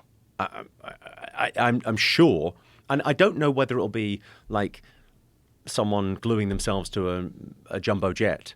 I think it's going to be someone goes, there's more money to be made, like in New York with Henry Ford, and like the whaling industry. You know, if those guys want to make money, they went and they worked for Rockefeller. Well, obviously they realize that as well, which is why they're investing so much But I money. love the idea of that, of going, Yeah. well, we could be a generation that goes, look, do you see Oppenheimer? Do you see that? I haven't seen it yet, no. Oh, my God. I heard it's amazing. It's... Is it out on iTunes yet? Can you get it in? That's the problem. You got to go to a movie theater. But it's worth going to a movie No, theater. I'm sure it is. I think that thing with Christopher Nolan movies as well, you kind of go, it's a bit like, I don't know, Tarantino or Kubrick, like that thing of like, you know, when movies you go, I wish I'd been there to see Kubrick movies on the big screen back in the day. I remember seeing the last Tarantino. I remember going really clearly to Once Upon a Time in America and going, well, how many movies has this guy got left? Maybe 3 or 4. Right. Because they take a long time I think to make. only one. We said one, but please make more. But sitting in the movie theater, I haven't seen this movie. It's my first time seeing it. I know I'm going to see it 4 or 5 times, and it's such a Yeah, it's with the way it's meant to be seen. It's so special. With the sound and the immense screen. Yeah. It's the way it's meant to be seen. It's incredible. Yeah. It's incredible. I think the Nolan things as well, for me, I mean, you know, whether you've got favorites or not, but they're visually it's stunning. Mm-hmm. Yeah, absolutely. No, I'm definitely going to see it. I just, going to the movie theater to me, it's just, last time I went to see a movie, I brought my kids to see Barbie. And there was a group of people just talking out loud. Right. And someone had to shut them up, and just a lot of people were frustrated before they shut them up. And, you know, it's like that thing, rude people. It's tricky that, like, do you intervene or not? Right, because and then you can people see get in fights. people get in fights, and it's not worth getting in a fight over, but you go, especially if you're sort of telling someone off and going, oh, guys. Be quiet, please. This is, like, and sometimes you get it in comedy shows where you go, I've done it before where we went to see a show in the West End of London, and a lot of people at the show had never been out to the theatre before because it attracted a broader audience. Mm-hmm. And like, so people were on their phones and people were kind of chatting a little bit, but you kind of went, okay, but they're learning this thing. Like, no one's expected to get it the first time. Right. But you go, there's a certain etiquette to this. It's like you go to a comedy club, the first time you're there, you might think, because you're used to watching it on Netflix. So you think you chat and be on your phone, and then you're told, and the second time you know what's going on. Mm-hmm. Like, it feels like but would you tell it, I mean, in an American theatre, I wouldn't, you got open carry here, I wouldn't take the risk. Yeah, it does happen. People definitely get in fights in movie theaters. And that's why. Some people are just very rude, and they don't give a fuck about other people's experiences, you know? And that's this sort of agreement that you make when you go to a movie theater, is that you're going to be polite, and you're going to sit there and enjoy the film, and you're not going to disrupt it for other people. Some people don't care. I think people are fundamentally good. Yes. And I think that thing of they've not realized that, and they're embarrassed because they got caught out. Like, sometimes, like, 14, 15-year-old kids might just be, they don't give a fuck, whatever, they're in their thing, and they're fronting. Great. But I think most grown people go, oh, yeah, shit, sorry. Yeah. But you can't say that because it's that weird status game you get into. That kind of, did you read that Will Storr book, The Status Game? No. Really good. Like, really interesting about, like, there's kind of a weird status game going on in every interaction in life, is his premise. You go, yeah, there is. Like, there's that weird thing when you go into a coffee shop, you order a coffee, and someone comes in after you, and they get served their coffee before you get yours. No, what the fuck is going on here? Right. That weird reaction of going, you're never going to see them again. You don't know who this is, and somehow yet you're annoyed and perturbed by that because our egos are quite fragile. But realizing we're in those status games all the time. So that thing of, like, why fights in cinemas? Because there's a weird status game going on with a perfect stranger you're never going to see again. Mm-hmm. Just silencing you. But that thing about you've done you. Martial arts or whatever, and I think that thing that teaches kids, it should really be, again, we should teach comedy in schools. I think martial arts would be a great shout because the guys I know that have done that very rarely get into fights. Yeah.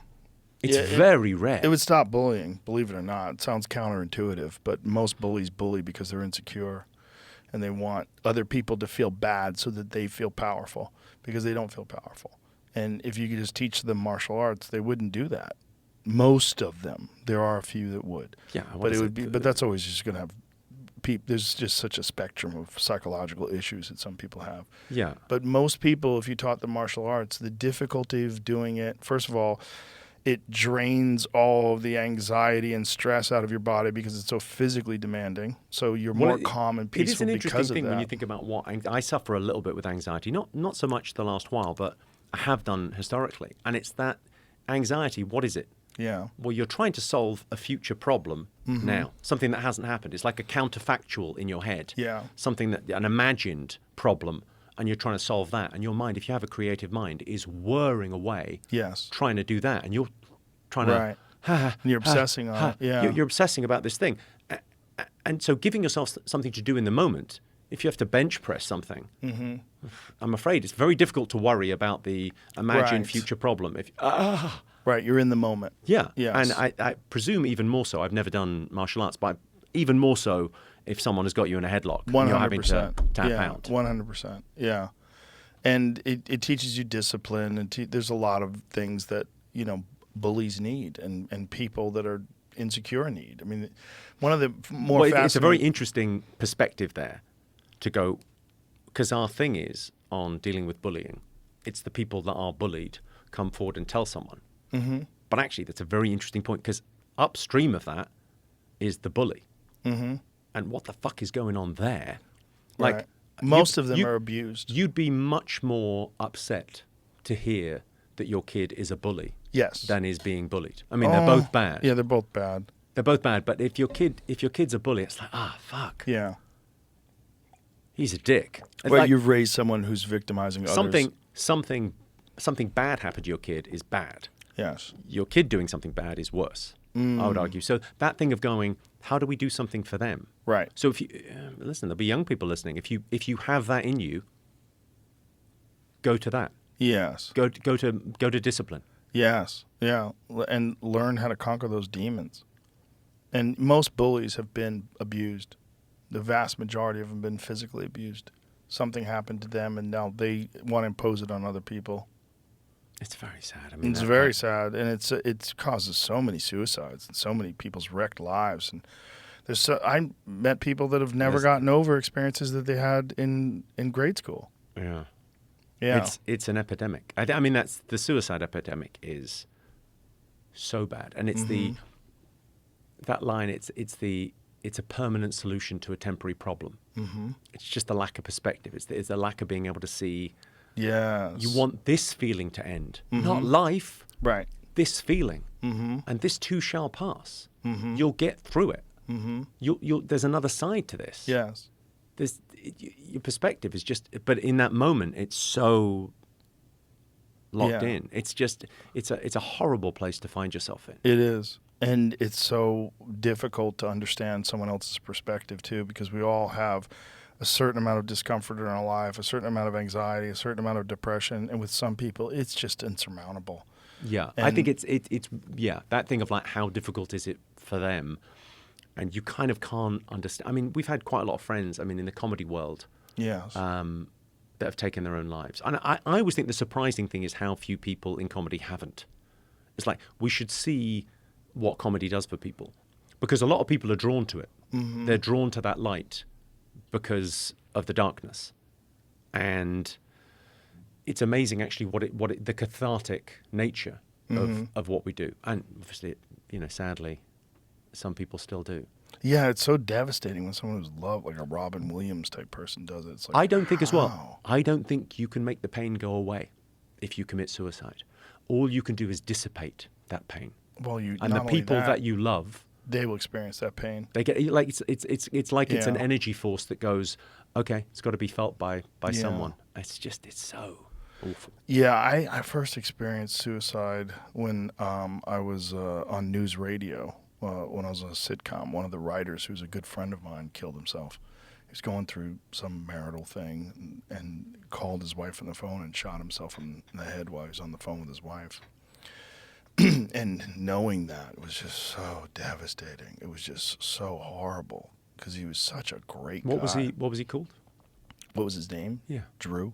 Drew. Yeah, I don't want to put his last name out there. But I always think it's nice to, that old thing of like, you die twice. You die when you die, and you die the last time someone says your name.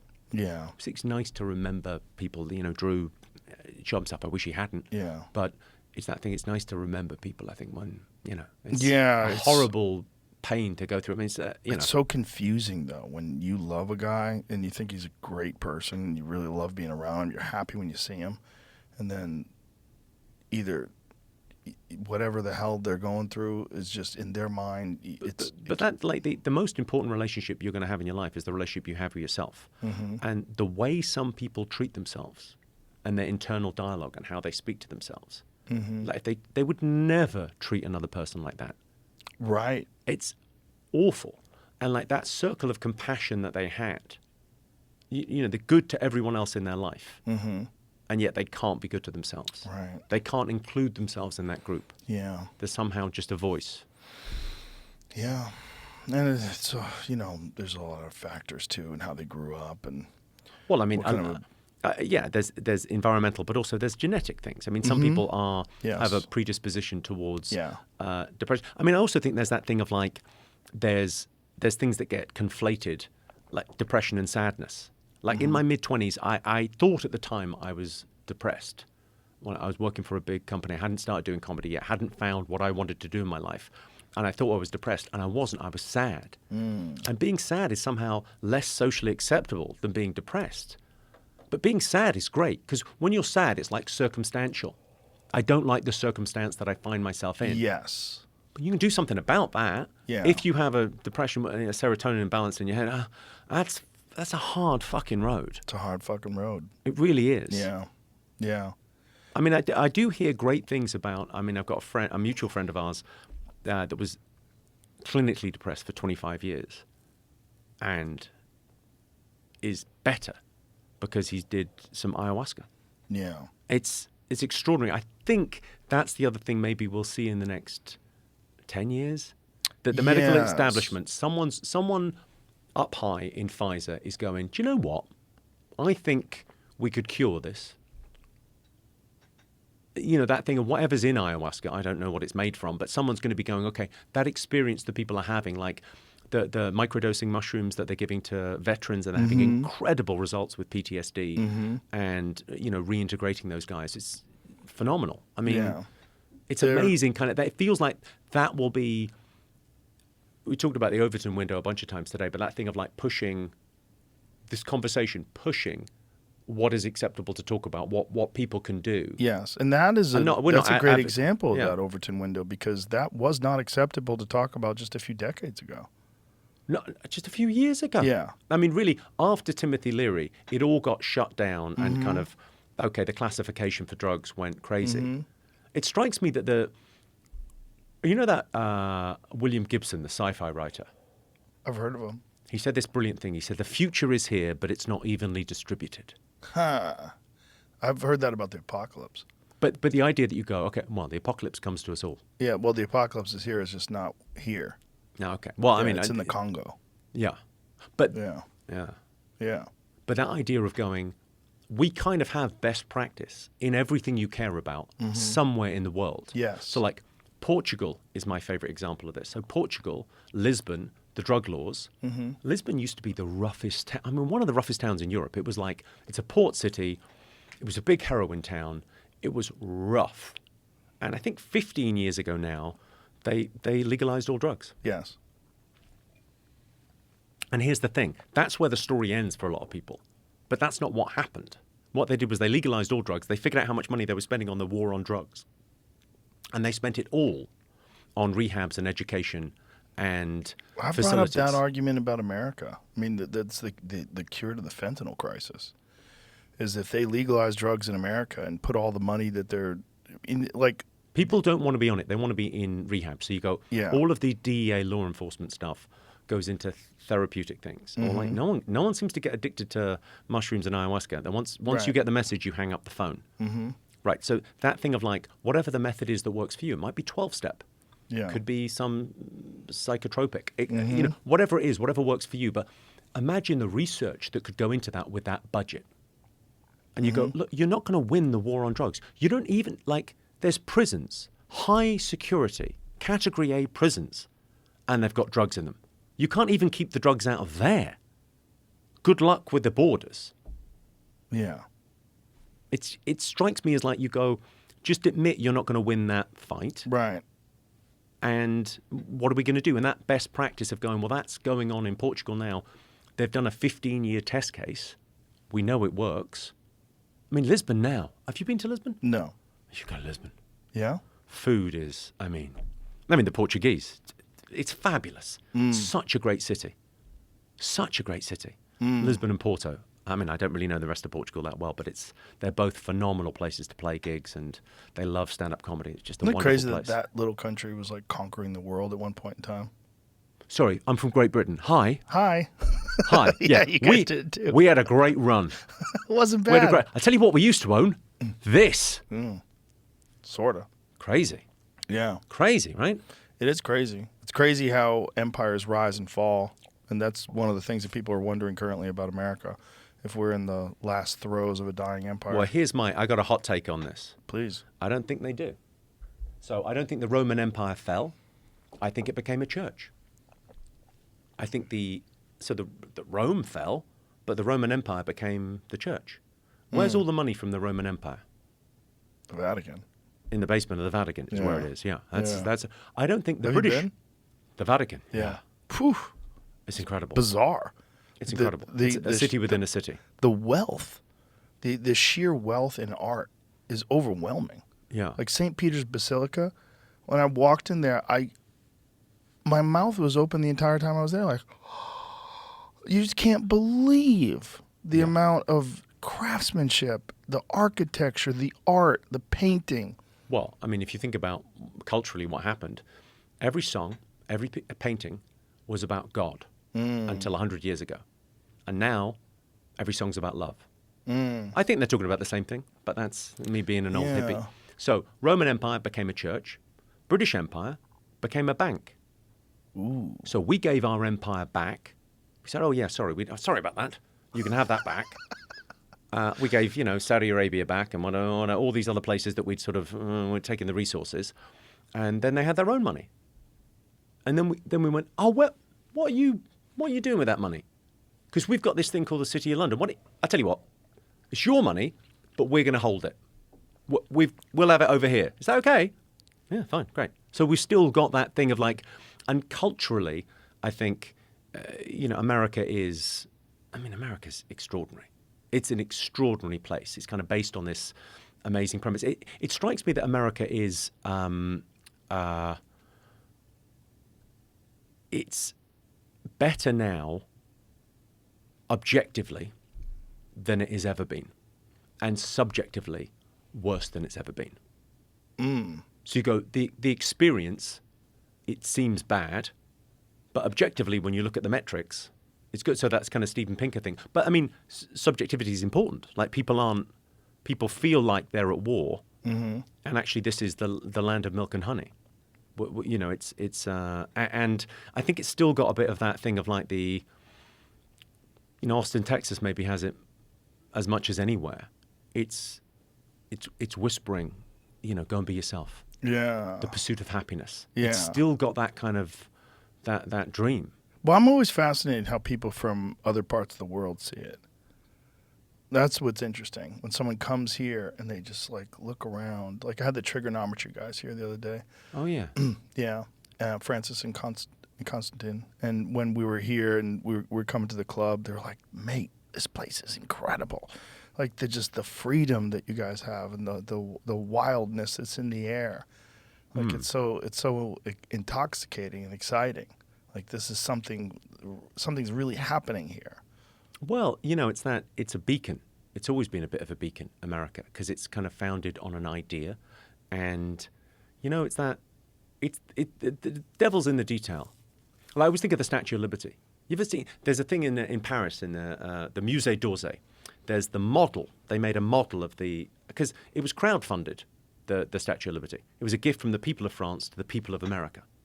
Right, kind of post-revolution. They thought, well, that's a good idea. Yeah, we'll get them something nice. We'll get them a nice statue. So they funded it. The French people gave money. And the thing, when you see the model of the Statue of Liberty, you realize she's not just carrying a torch. She's walking forward. You realize she's moving forward, and it kind of changes it. Yeah. Yeah. It's there'll be. I think there's potential for. I mean, I think America hasn't seen its finest days yet. I would hope. I would hope as well. I mean, Britain has to find a new place in the world. But, Brexit and everything happened. We need to find, its purpose. Like, I think with people, with nations, with the world, it's like finding purpose is very important. Yeah. And what's the next, purpose going to be? How are we going to fit in? What's our place going to be? Yeah. Let's end there. It's perfect. Fun talking. Fuck yeah. Yeah. Appreciate you, brother. Thank you very much. Thanks for being here. Oh, tell everybody about your tour. Oh, You got a big tour. I'm going on. shilling a tour. Yeah, okay. Hi. My name's Now. I know we talked a lot about suicide, but I'm a really funny guy. Come see me live. That's a gear change, isn't it? It is. Yeah. If you care to buy the best, come and see me live. I'm a one-liner guy, very edgy. I'm on Netflix. Check me out before you come to the show. It might not be for you. It might be. You're a very might funny be. guy. All right, I'm listen a up. fan. Thank you very much. Appreciate Thank it. you, man. My pleasure. All right. Bye, everybody.